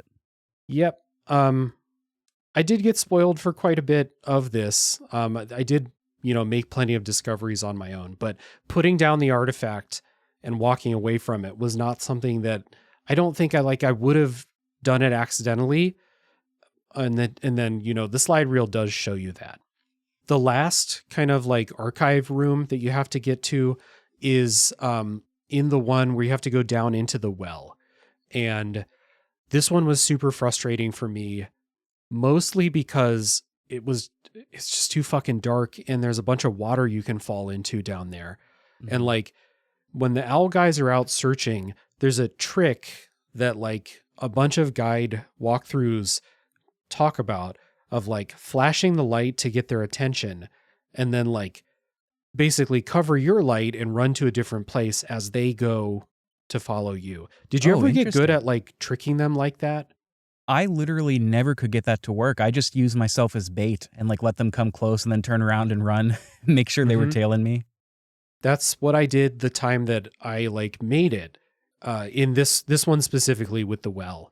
But like I couldn't, it was so hard because it's so fucking dark and like there's water on both sides of like a pretty narrow path. And so the way it looks is there's a wood bridge that's like the easy way. And then there's like a looping way around the side, but the owl guy's on the bridge. So I couldn't go that way. And I had to just kind of like fumble against the rocks with my light covered. It's pitch black. And then the time that I did it, I just kind of got lucky that he was still way over there, like where I originally baited him to go run. And then like you can go down in the well. That's easy enough. So, what you find in these archive rooms is another subversion. Like you think you're going to find those codes, but all the codes are scratched out. You never find a single code down there. But what you do find are slides that talk about glitches in this dream world. And this is one of those things where it's like those slides have a reason to exist within the game world. It is just kind of telling you this is the solution. I don't know if it's asking too much to set up a way where you could discover, like you said, you put down the artifact and walked away and discovered that naturally and it blew your mind.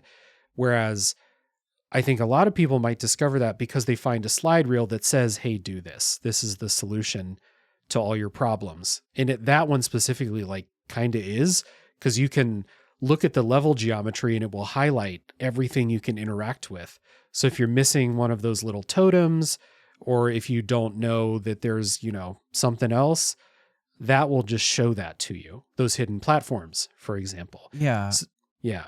I suppose so, but like, here's the thing. The one glitch that shows you jump off the raft in the loading tunnel, quote unquote, that connects the different dark worlds. I don't know how I would have figured that out on my own because they teach you that water will kick you out. So Yeah. there would be no incentive for me to try that, knowing that I would just be wasting my time. And we don't get access to their writing system. Their writing system does exist in this world, but it's Mhm. another subversion. We never get a translator for it. It Yeah. sort of just serves the purpose of adding mystique. So I don't know, like, I truly don't know what else they could have done to demonstrate that mechanic because, water is bad.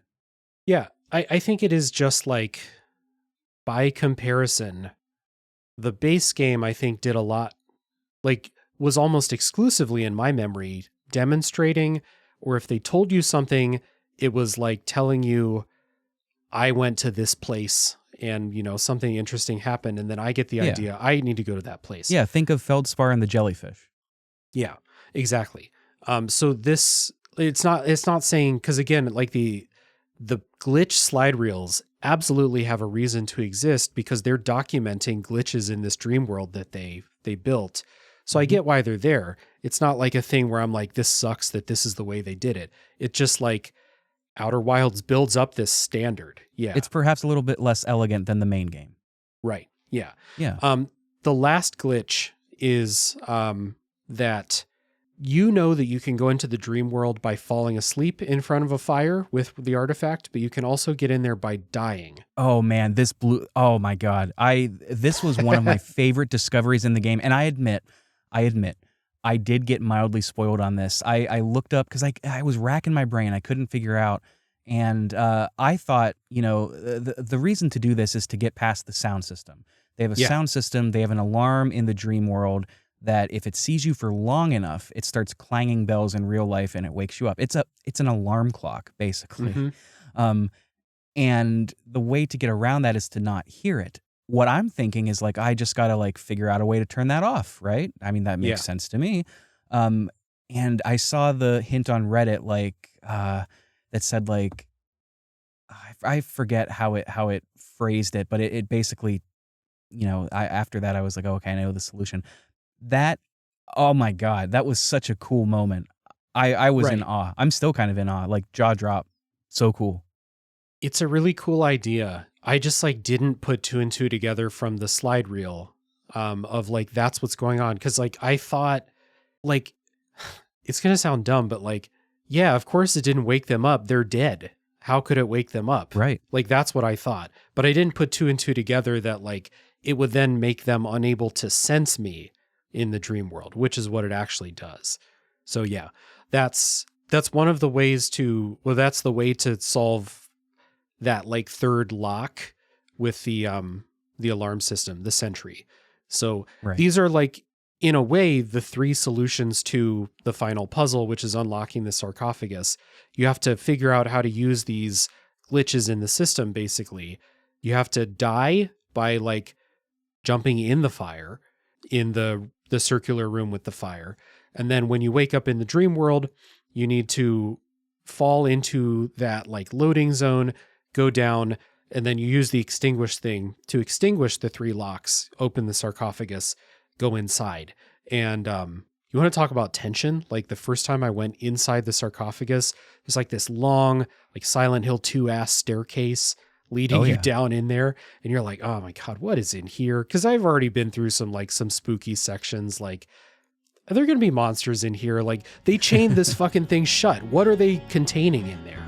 Right. Yeah. And man, that payoff is really worth it, though.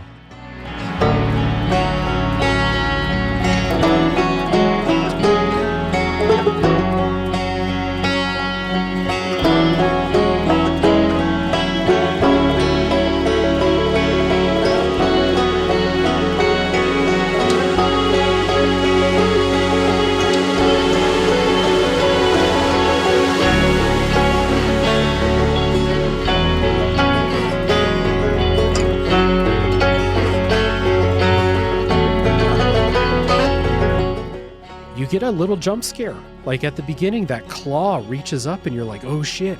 Like, but it turns out it's just a little thing to startle you because the thing that you find in there is probably also startled to see you in there. Right.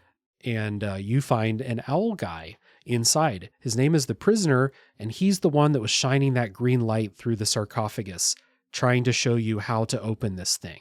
That's the thing I just put together while doing this episode, this recording. That's why it's so directly telling you what to do. It's because the character is telling you what to do. Yeah, good catch. Absolutely. I'm excited to talk about this. This is where the themes all start to converge for me. This is where we stop talking about order of operations and like, I found this, it was cool to find this. And we start to talk about the story and how things connect together. And it's really, really cool. So you go inside, you find the prisoner. He's not aggressive. He picks up this wand that projects this green light, and this is how you communicate with him. And so he shines the light and kind of fills in those burned slide reel things and shows you the history of these people. And so I'm just going to kind of set this history up. So the owl people were studying the universe, looking through a telescope. They discovered the transmissions from the eye of the universe, and they're so amazed by it that they worshiped it as a god. They sacrificed their home planet, used up all the natural resources in order to build this stranger space station to go to the eye. They discovered the thing that you discover in the main game, that if you go into the eye as a conscious observer, you will destroy the universe and birth a new one. I have a small complaint with that interpretation, but I'll please, after you, please finish. No. Because it's been a long time since I played Outer Wilds, so I saw that in your notes, and then I checked the wiki. The wiki says the same thing, but here's the thing about wikis. They're written by Joe Schmoes like you and me, right? People can be wrong. My interpretation is that, well, look, the base game of Outer Wilds and the DLC, in a way, have a sub-theme of worship, right? A lot of us think that the Nomai weren't a religious species because they were scientifically focused. But the truth is, the capital T truth of it is everyone is always worshiping something. The Nomai substituted divinity for science. They worshipped at the altar of science, whereas the strangers, the Owlkin, worship at the altar of the divine. They see the eye as this cosmic being, not unlike the demiurge, potentially hostile, not a benevolent being. Well, they don't know that yet. What I interpreted it as is they just saw that this thing that they have been worshiping has the destructive potential, and it can and will destroy all of the earth. Now they're thinking, this is a malevolent force. This is not a benevolent God. I didn't think so much that it was like them realizing they could touch it, because that adds in a sense of like reaction and agency from the eye that kind of slides up uncomfortably against the idea of an indifferent universe that the base game took such care to set up. You know what I mean? So I don't know. I think this is such a minutia that it doesn't ultimately matter. My read is that they didn't figure out that they'd interact with it. They just saw it as an inevitability no matter what. I don't know. Sorry, I didn't mean to jump in and interrupt you. No, it's all good. Like, you may be right. I'm not positive. I think I just took it one step. Like, they did connect the dots when maybe they didn't. But they did realize the destructive power of the eye, and the destructive power of the eye is destructive if a conscious observer goes in and interacts with it. It adds an interesting wrinkle, though, because my whole thing of it is the Nomai encounter the death of the universe, and they see it as a means to excite learning, to fuel discovery. They see it as ultimately an optimistic thing that they want to explore, whereas the Owlkin misunderstand what they're seeing. They misunderstand it as being malevolent, and it leads them into fervor. It leads them into fear. Because it's a misunderstanding. And that's kind of the dangers of worship, right? Like the dangers of worship of the science or of the divine both lead those species to ultimate extinction, just in very different ways. It's very cool. It's very nuanced. I like it a lot. Yeah. The danger of like worshiping and placing all this, basically placing the fate of your species in something you don't fully understand. Yeah. Especially if it's something like the eye that it actually does have this destructive power. Like both of them were right about what they knew about it. They just reacted in totally different ways, for sure. Right. So think about what they've done. The owl guys, they have sacrificed their home planet. They have nothing that they can possibly go back to. Their entire world, their whole existence is in this space station now. They seem to from what we see, they don't really give any thought to trying to go live on the other planets in the solar system. They're just in their space station. So they're super demoralized by this, which totally understand why they would be demoralized. They made, in the way that they see it, the worst mistake they could have possibly made. Like, they bet everything on this and they were wrong. And now all they have is this, they probably look at, the confines of this space station, this prison that they built for themselves. And so the way they choose to act is, number one, they use a signal to like block the transmission from the eye so that no one will ever find it again. Number two, they burn the history of them finding the eye and how they got here and things so that no one will ever know what happened.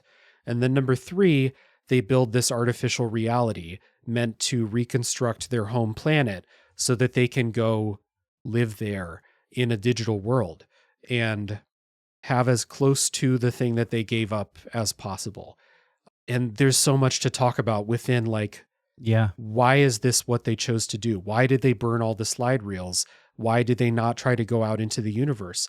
Is it because like they were just so defeated by this that they just couldn't handle it and they gave up, basically? I think a lot of this comes down to how you infer, because that's what a lot of this is. It's inference. We don't know. This story doesn't spoon feed you everything in terms of motivation and the what's and the whys, which is the mark of a good story. That frustrates some people, but the truth of it is that's the mark of a mature story. And so a lot of this is inference. It comes down to, I think, how you infer their motivations, because that's going to color how you see them burning this stuff, how you see them creating this digital world, and how you see them react to what the prisoner did. Yeah, ultimately what the prisoner did and why he's there. Yeah. You could say that they burnt those slides altruistically. They wanted to preserve other species from their fate, or you could say they did it from shame. They were ashamed of what they've done. They were ashamed of how they misunderstood what this eye was. It's terrific. I choose to, like, I definitely got the sense that they were ashamed and they burned it so that no one would find their shame. No one would uncover it. And, if they were lucky enough, because they built the simulation over time. So there would have been a certain point where maybe they would have thought, we might have descendants and they can never know how we ended up out here. They can never find our mistakes. We have to hide this. Or just in case any future travelers, we don't, want to be remembered that way. Yeah. I think, this is so fascinating. The first game handles existential dread in a very beautiful way, in a calming sort of way that shows you the indifference of the universe is beautiful and that we ultimately stand on those who have come before and become a platform on which those who come after can stand. It's a very beautiful kind of cyclical thing. And the reason that I agree with you that I think these folks were ashamed, I think they know on a base level in their bones. I think they know. Do they have bones? I think they know that what they're doing is cowardly, that they're sticking their head in the sand. They're being confronted with this existential crisis. And instead of considering these difficult questions, they choose to hide in a virtual reality. They commit philosophical suicide. And I think they realize on some level that it's cowardly. And I think that's why they react so harshly to what's about to happen with the prisoner. Right. Yeah. And like, it's something that I can relate to where, like, if you make a mistake, I've made mistakes and felt that instinct to like hide it and cover it up. Like, that's a real thing. And you can blow it out on a bigger scale, and you can see people in the real world not interacting with mistakes that they've made or not owning up to mistakes that they've made. I don't have kids, but like, if I had a kid, I'm not going to tell them all the ways that I've fucked up in the past. Like, that's I keep some of that inside, and it makes sense. Like, we see this and we're like, that's not the way to go, but that's because we're on the outside looking in. If you put yourself in the position of someone, like, once again, they sacrificed their entire home planet to come out here. And it turned out to have been, in their eyes, the worst mistake they could have ever possibly made. So Right. what could they do? Like, how could they be optimistic after that? It's relatable in a way. It's just the complete opposite from the Nomai, which is why you need to play Right. the base game before coming in here. Precisely so. And it's not just relatable on the shame level too. Think about the existential level. We all confront this at some point where we have this feeling of existential loneliness, where we Mhm. realize that we are kind of alone in the world. We can never hear somebody else's thoughts. We can never truly know somebody else. And ultimately, one day we will die. And what does that mean for consciousness? Yeah. These philosophical suicide is a notion put forth by Albert Camus. And I'm not like, I don't want to misrepresent his ideas. I'm very much an amateur. But the thing of it is that you see this a lot in real life, right? People, instead of confronting the harsh realities of the world and considering consciousness and things like that, a lot of people choose to ignore those questions via religion. And that's, I'm not making a moral judgment. I'm just Mhm. saying religion answers a lot of those questions very succinctly and easily. A lot of Yeah. other people bury themselves in their work. You don't have time to think if you're constantly working. You don't have time to think if you're constantly taking care of a family. We have a lot of little distractions that keep us from thinking about these uncomfortable truths. And precisely is what the Owlkin are doing. It's relatable on so many levels, and that's why I mean, ultimately they're very tragic. You know, they're a Yeah. victim of their own misunderstanding in a very similar way to the Nomai. Mhm. The tragedy of it is not just the circumstances that led them here and then what they found out and how they reacted. The tragedy of it is then how you find them, basically, because after they made this discovery, they started building this simulation. They all just went in there forever. They basically gave up on life in the mortal plane and they went into this simulation. The Yeah. second layer of tragedy is that because of entropy, the simulation is going to fail one day, and you just happen to be there when it does for Right. some of them. And what an ironic twist too. They use this simulation as like a pacifier to get rid of some of this fear that they're feeling, but all Yeah. they've done is just prolong the inevitable. The system Hmm. will fail. They've just prolonged their deaths. Right. Basically, as soon as the mechanical structure of the stranger fails, the simulation will just wink out of existence. And that you see that happen with one of the groups, the one that's like below the water level after the flood. Yeah. They just disappear, and that's all for them because their physical body's dead. There's nothing for them to go back to. That is the end of their existence, and it's very unceremonious. They're just walking out in the forest, and then they just poof, they're gone. The other part of it is they came to our solar system. The reason that they're here is park in front of the sun and gather the energy. So for Mhm. some reason, I don't quite understand this. They're safe from the supernova.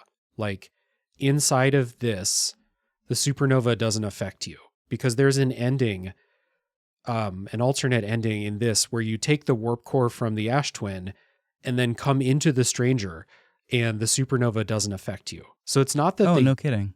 yeah. There's text for it. Let me read you that text. It says, how much time has passed? They don't even bother to hunt you anymore. Time passes and passes until your life before is some half-remembered dream. If only you could wake up. Oh man, I love it. I can't believe Oh, I missed that. that's if you go into the dream world, you get that. It's like almost like the owl people like just stop bothering trying to find you. If you pull out the warp core and you go into the stranger but don't go into the dream world, the supernova still can't hurt you and everything outside is destroyed by the supernova. And the text says, you find yourself the only inhabitant of an abandoned world. Surely something is edible? Question mark. Wait a minute, wait a minute, wait a minute. So you're not affected by the supernova in The Stranger, which follows then that's why the loop reset screen is different. It just gives you like the Nomai symbols. So what I'm assuming happens is that the masks sort of pull you out regardless then? Because if you leave the warp core in the Ash Twin project, it's still active. So it Right. re-loops you when the supernova Okay. happens. Okay. But you can, because it's all a connected world, you can go grab the warped core and then go into the stranger. You break the loop, and then you're protected from the supernova. But, at what cost? So back to that conversation with the prisoner, and back to the kind of reliving of the history that they're showing you. The prisoner is the one that was missing from those chambers, the one that's not asleep, the empty seat. One day they woke up, went out, and kind of disabled that thing that was covering up the eye of the universe so that transmission could go back out into space. And they show you this release of the transmission from the eye is what caught the Nomai's attention. Yes. And that's why the Nomai came, is because of the prisoner's actions here. And so the people found out the prisoner was missing, saw what he did, got really pissed off, and locked him inside. They locked him in 2 layers of prison. Yeah. Inside, yeah. Inside the submerged structure, he can't swim out. So they're basically like, you go in there, you'll fall asleep eventually, and then you'll come into the dream world, and then we lock you in the sarcophagus inside the dream world. And that's why he's the prisoner, because they didn't like that the prisoner went out and, let the transmission from the eye of the universe go. So before talking more about the Nomai part of that, why do you think the prisoner did that? Well, that was exactly a prepared question I had for you. I was reading the subreddit. There are a lot of threads, more threads than I saw saying the inverse of this, that view the prisoner as an antagonist, that he's done an evil deed. And I was going to ask you if you view the prisoner as a villain. I fear I've tipped my hand already by saying that I think their reaction to him was one rooted in shame. I think he's courageous. I think he was brave. I think so. I want to try not to say like the end result of this was a good thing, therefore it was a good act. But I do view it as a courageous act because I think because I view the original decision to hide all of this as a shameful, it's like an act born out of shame, I'll say. Right. Not a shameful act, but they were ashamed of what they did and their decision was to hide it so no one could ever find it. And we already said that's a relatable thing. It may not be like the right thing to do per se, but it's relatable. My understanding of the folks that see him as a villain, I think what they're seeing is the strangers, the Owlkin, covering up the eye as a kindness and a virtuous act for everybody for life, and they view the stranger as sabotaging it. The prisoner, of sabotaging. You can see it that way because we know if your curiosity leads you to the eye, and there is technology, there is a way to get there. We know the destructive power of it. And so if you view the end of the universe as something that should be avoided. Right. But I'm in total agreement with you. The prisoner, the prisoner is the one to stand up and say, no, we have to confront these difficult questions. We can't just keep burying our heads in the sand because we don't like the indifference of a cold universe. Yeah. And you can see like that avoidance on the part of the L people in that guy that's just in there watching TV. Like that's existence for them now. Yeah. Total numbing of the mind. Yeah. Oh my God. Yeah. And there is beautiful things. There's the house with the music. I mean, it's not happy, upbeat music, but they're in there. They're making music. It's a thing throughout Outer Wilds. But yeah, I think that you really can see it both ways. You can see it as like, no, we know that this is the end of life as we know it. This needs to be shielded away. I can see the motivation behind that. And so I can see like they see the stranger as doing the most dangerous thing. But I do kind of think that the stranger, the way to confront this like mindset of we need to cover everything up, we need to bury our head in the sand, is to release that signal. I still don't know, like, I have trouble thinking of the motivation beyond this signal represents the decision that we as a culture made, right? Like this thing being covered up is going to prevent anyone from ever finding us or finding the eye. And so that will let us just live out by ourselves and, not have to interact with anything except for our dream world. But I don't know what the end goal of releasing the signal was other than an act of rebellion. Do you have an idea there? Well, I think so. I think we could view the boxing in of the signal is not just a way of the strangers hiding from the uncomfortable truths of the universe, but preventing others from finding out the same. They Yeah. want to contain knowledge that they feel is arcane and forbidden and destructive from others Mm. because they view it as a kindness. They view it as sparing them of this horrible mindset that will spiral into nihilism, basically. And I think the prisoner might view what he's doing as a radical act for radical change because he is releasing knowledge to everybody. He's saying, who are we to be the arbiters of this knowledge and hoard it for ourselves Mhm. and deny others seeing what is a functional truth of the universe? Who are we? That makes perfect sense. I like that a I lot. love to hear it. I Yeah. love to hear it. And here's the 20 for saying that. Yeah. PayPal works just fine. No, that does make perfect sense because the stranger obviously was very motivated to do this. And it makes the most sense to say, we don't deserve to like be the keepers of this. It maybe the prisoner maybe even thought like, what if we're wrong about what we think is going to happen here? Like Right, right. it all comes down to like others deserve to have this knowledge too, I guess. Yeah, not the prisoner is the one that's not blinded by, worship. I mean, again, I said this earlier, they traded the worship of a divine being now for the worship of safety, for the worship of numbing the mind, for the worship of nihilistic hedonism where nothing matters except having a good time, going to watch the TV, going to parties to ignore the death of the universe. And the Hmm. prisoner is the one that refuses to sink down to that level. Yeah.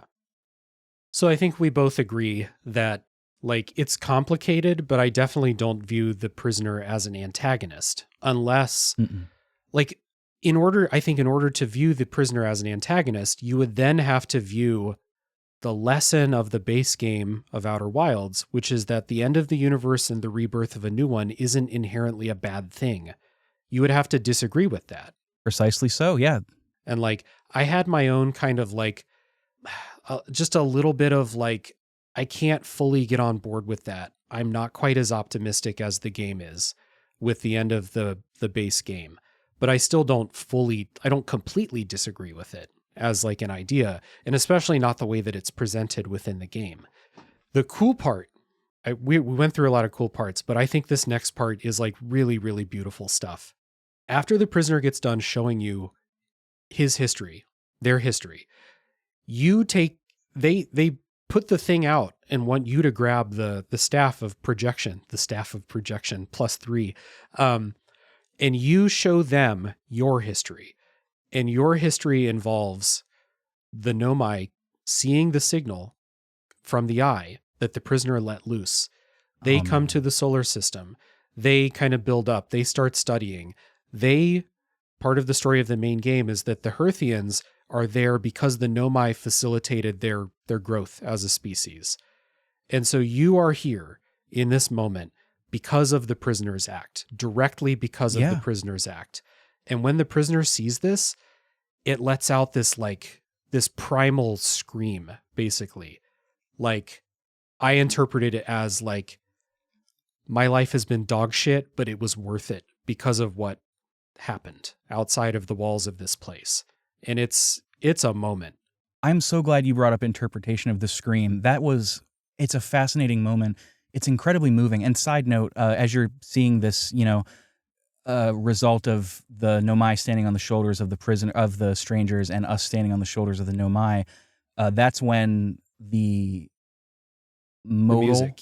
modal version of the Outer Wilds theme transitions into the one that Yes. we know. Yeah. I get goosebumps just thinking about it now. Me too. Me too. I'm sitting here like, ugh. That scream though is so primal is such a perfect word for it because it's one of those things where when you encounter just a hard truth about the universe that I don't want to be cynical about it, but us at our age we don't encounter this nearly as much anymore. But it's one of those things like when you first realize what it means to be alive and what it means conversely to be dead. Mhm. where you can have this reaction that kind of transcends sadness and anger. It's just it's primal, like you said. I think I tend to agree with you. I think it's one. I think it is primal, but I think there's a joyousness to it. I think that Yeah. I think he's realizing that his life wasn't for naught. That the cards that he was dealt, he did the best that he could. And look at what happened because of it. Look at what flourished because of him. Yeah. And I don't know exactly, I don't think I found it in the game, but I don't know exactly how long the prisoner's been in there. But this is a simulation. So he could have been in there for a long, long time, just in solitude in this in the sarcophagus. And so the sacrifice of all that time spent, he could be out there watching, football on the slide reels or whatever too. He could be out there in the music house, but he's down here in this prison because of this act, this sacrificial act that he made. And to find out that not only like did something come of it, but like life sprung because of it. Life has continued. And like this little guy with 4 eyes that's in front of me, he's here directly because of this thing. And so you're right. It's almost like releasing every emotion all at once at the end in that scream. And I think there's got to be relief in there too. Totally. I mean, there are a couple of ways you could look at it. I mean, let's put it this way. Because of him, all of the flora and fauna came to exist. Because of him, the Nomai and the Hearthians came to exist. Because of him, yes, there was trouble and strife and hardship, but there was also love. Mm-hmm. There was also friendship. It sounds gooey and eye-rolly to say it that way, but I think because it might sound so trite and cliche, I think that makes it true. No, it's 100% true. And the game like really presents it this way as like you are reassuring the prisoner that like what they did was good, what they did was right, and what they did had good effects. And like you said, you're bringing about life and everything that comes with it for sure. And I love this. This is what I wished I could have gotten from the main game, from the ending, because I was so mad at the, like when I was trying to get to the end of the main game, that the moment of that, like just slid right off of me. But this moment hit because I wasn't mad about trying to sneak past anglerfish. So this really, really worked. Having you show the Nomai, or not the Nomai, the prisoner, everything's okay. Like it was worth it. It's great. And that's basically it. The last thing that happens is because in order to get to this point, you had to die in the real world in order to sneak past that last sentry. So the prisoner like leaves the place and kind of leaves you a thing, another projection wand that's basically an invitation. Come hang out with me in the simulation for as long as you want to. Basically. Is that how you read that? Yeah. How did you read it? So you leave that, you go up the elevator again. The prisoner goes up before you, then you go up after him. You find his wand, his projection wand thing, whatever gives you +3, next to the water with footsteps leading to the water. And then the projection wand shows the two of you getting on a raft and sailing off. I interpreted that as a beautiful end to immortality. You know, we talk about things like this in Lost Odyssey, right? Like the burdens of immortality, how that's ultimately a curse. And I view him as, yes, it's an invitation, but not to hang out in the world. I interpreted it as he walked into the water to end it, like to finally end the suffering, because because he saw the how life kept going on without him, and that the universe is indifferent, yes, but it's going to keep going. And because of him, look at all the good that's come. His work is done. You know, he can rest. Yeah. And ultimately, that's what you have to do too. Otherwise, you're just stuck there. You walk into the water too, and then you get this very non-cinematic ending screen that just says Echoes of the Eye. No, you laugh, but it's perfect. Like, this doesn't need to go out with a bang. This is such, in a way, it's intimate. It's a nice little intimate ending. I don't know, dude. I feel like I'm starting to get a little pretentious about this, but no, I hope it comes through with with the jumbled mess of words that are tumbling out into my microphone and tickling your pretty little brains, that I love this game, and I just hope everybody experiences it. Yeah. I missed the footsteps going into the water. It was too dark. Oh, did So, you? Yeah, so I definitely would have like put that together had I seen the footsteps. Yeah, I But that trust you. makes You're a perfect smart guy. sense. And then like, you get out of there. I think they turn the timer off for like the supernova when you're in there. Like in this scene when I'm talking to the prisoner, I had this in the back of my head just a little bit like, I hope that music doesn't start playing and I have to rush through this. But I Yeah, think they yeah. turn it off. And then I jumped into the water at Wait, the end. do they turn it off anytime you're in the dark world? No. But I wonder if they turn it off when you're inside the sarcophagus to make sure that you're not rushed through this. Oh, I see. I see. Not an in-game explanation, just like the devs wanting you to. Okay, I see. Yeah. I see. Because they definitely don't do that shit when you're going to the Nomai shuttle at the end of the end of the main game. But there's no rush when you're at the Eye of the Universe in the main game. So I think it's a similar thing. But Okay. I agree with you with like that title card. It is very like anticlimactic, but it says Echoes of the Eye. And what does Echoes of the Eye mean? Now we know what that means. The echoes of the discovery of the Eye of the Universe and the resulting one civilization has faded, but the resulting like springing up of other civilizations and knowledge and everything like that, that has come from the discovery of the, you can see the echoes, the transmissions going out into space from the eye. And that's what it means to me. And that's why I agree with you. It doesn't need like a big finish. You just show us Echoes of the Eye and let that click into place. Yeah, well said. Did you do the extra ending? Like, did you go beat the game again after, the main game after getting that Echoes of the Eye ending? So I didn't, but I did look it up. I looked up what happens. I looked up the dialogue at the quantum campfire. Okay. You know what's really frustrating is trying to do the order of events to beat the main game 3 years after playing the main game for the last time. Yeah, that's another reason I didn't jump in. rusty. I just couldn't remember what to do. I remembered going to the Ash Twin to get the warp core, but I couldn't figure out how to get the warp core. Couldn't remember how to. So when I played the main game, I got so fucking tilted by the anglerfish. I couldn't do it. Like, it took me legitimately 5 hours to beat the game, like to get through the anglerfish in Dark Bramble. Oh, wow. That's why I was so mad when I got to the end, because it took me so long. And like, in order to beat the game, you have to wait 6 or 7 minutes for the Ash Twin to uncover, then fly. Mm-hmm. It's like 15 minutes of real time. You can sleep at the campfire to speed it up. So maybe it's 10 minutes of real time each try. And I died so many times. That's why I was so mad when I got to like the quantum campfire scene. They could have said anything. I couldn't pay attention. I was fuming. Mm-hmm. There was steam coming out of my nose and ears. This time, I couldn't figure out how to get the fucking warp core. So that frustrated me. But then I aced the anglerfish section. I just fucking raced through there, basically. And then I got to the part inside the Nomai vessel, and I kept fucking up the code. You have to move the ball around to put in those codes. And I fucked up one of them. And it took I must have been on like minute 20 or 21 of the 22 minutes when I finally got it. So I did it.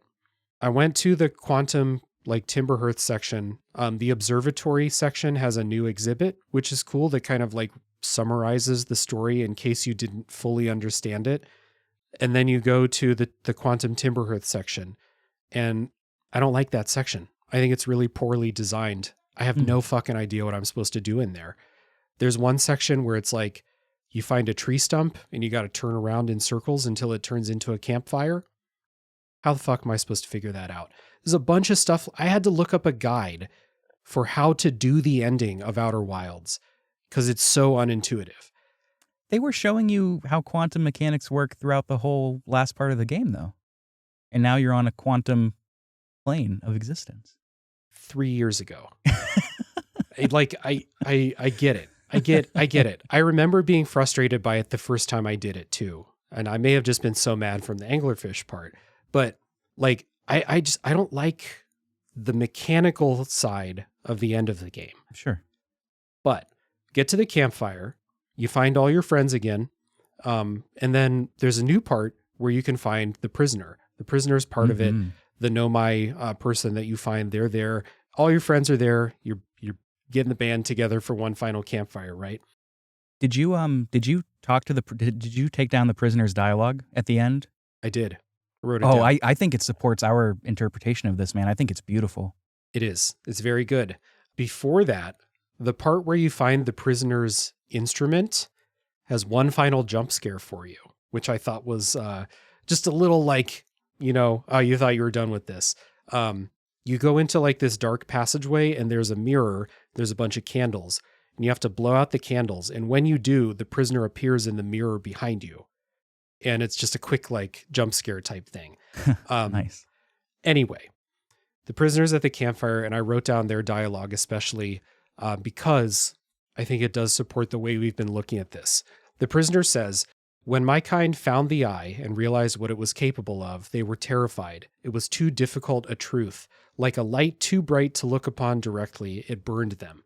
What they could not unlearn was hidden away in darkness, obfuscated, then lost. They did not want to see their story end. My kind weren't always like this. We weren't always so afraid. I did what I could to set things right, yet I am still of my kind. And you know now what they did. I cannot promise our fear won't stain your mind." Because this is at that part where you are about to interact with the eye and bring about the end of the universe, basically.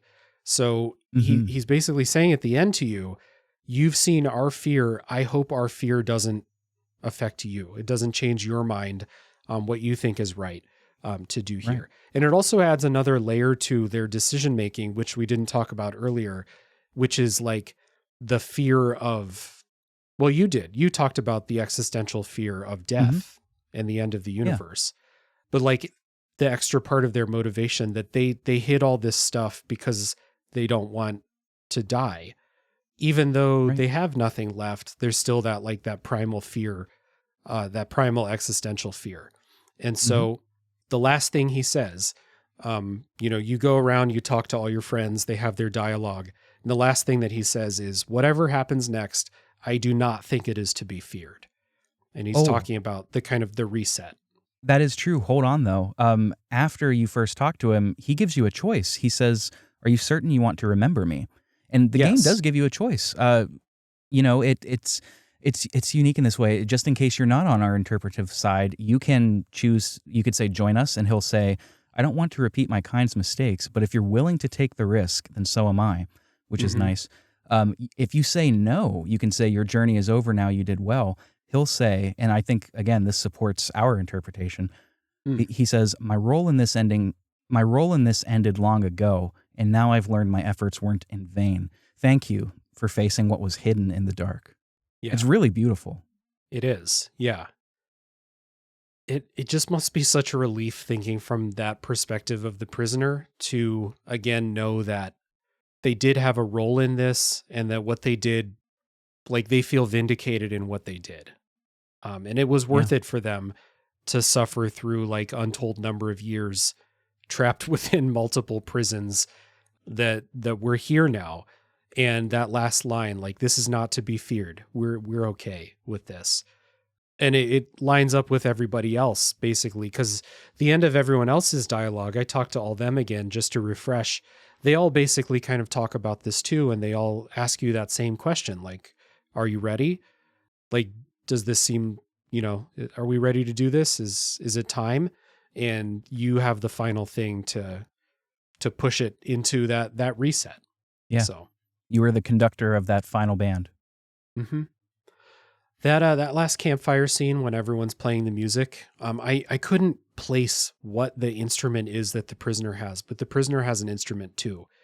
It's just a beautiful scene. It's a wonderful way to end the game, and then to have the prisoner there. Yeah, it's beautiful.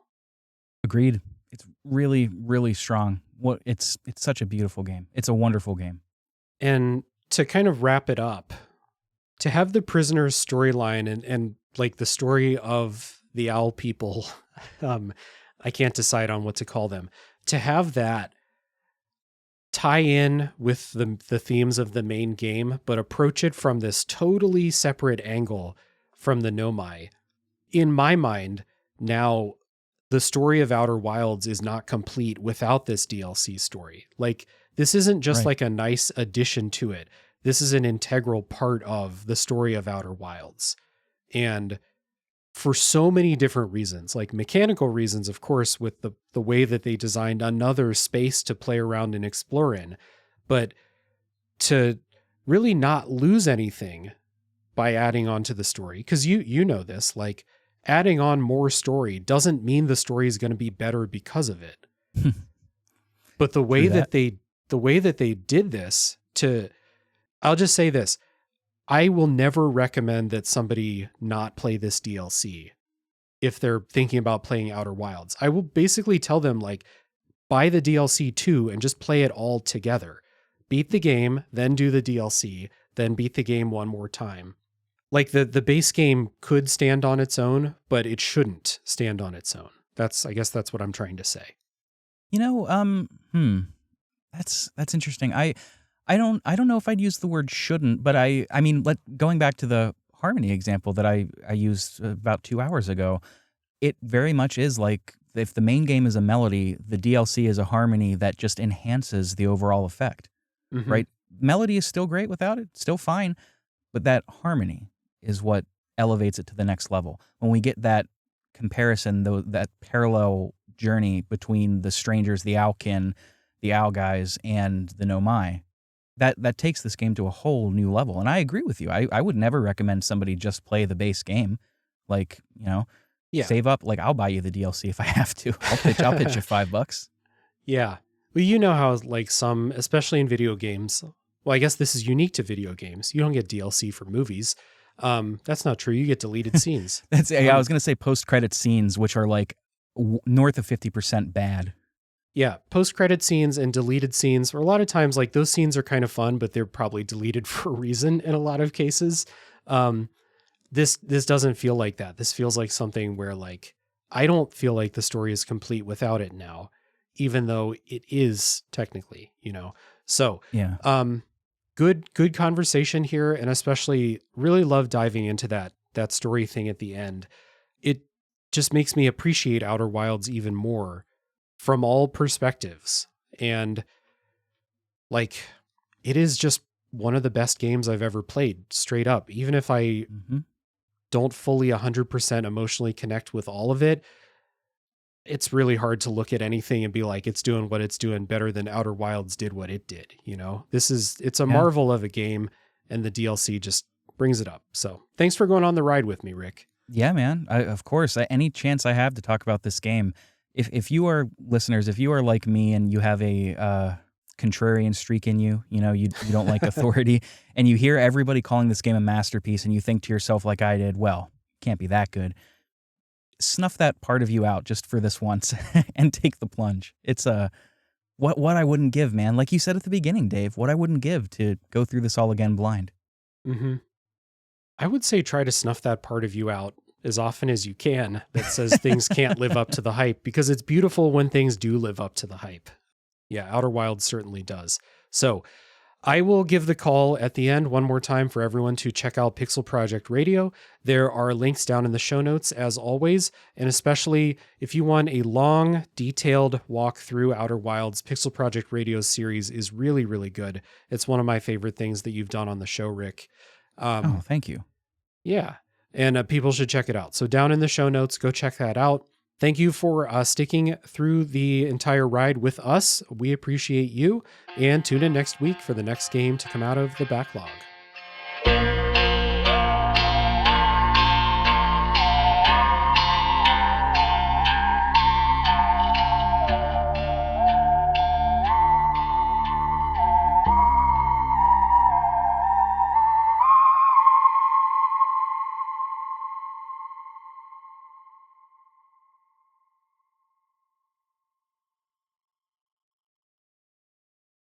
Hey, Nerf herders. You sure you want to go with that? Hey, everyone? There we go. More inviting. Have you ever had a movie that you really wanted to love, but something holds you back? Or one that you did love in spite of a flaw? Well, I'm Case Aiken. And I'm Sam Alisea. And on Another Pass, we sit down with cool guests to look at movies that we find fascinating. But flawed. And we try to imagine what could have been done when they were made to give them that little push.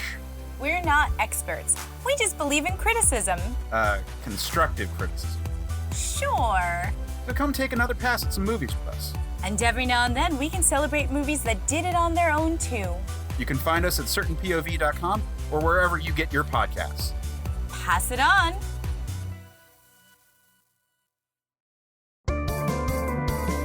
Hey everyone, my name's Darren Hupke. I'm a writer, publisher, and podcaster. My podcast is called Pixels and Polygons. Each week I sit down with a guest and ask one simple video game question. It's a random topic each week and it leads to a fun conversation. You can find it on your favorite podcast platform every Friday, and you can read more about it at pixelsandpolygons.net.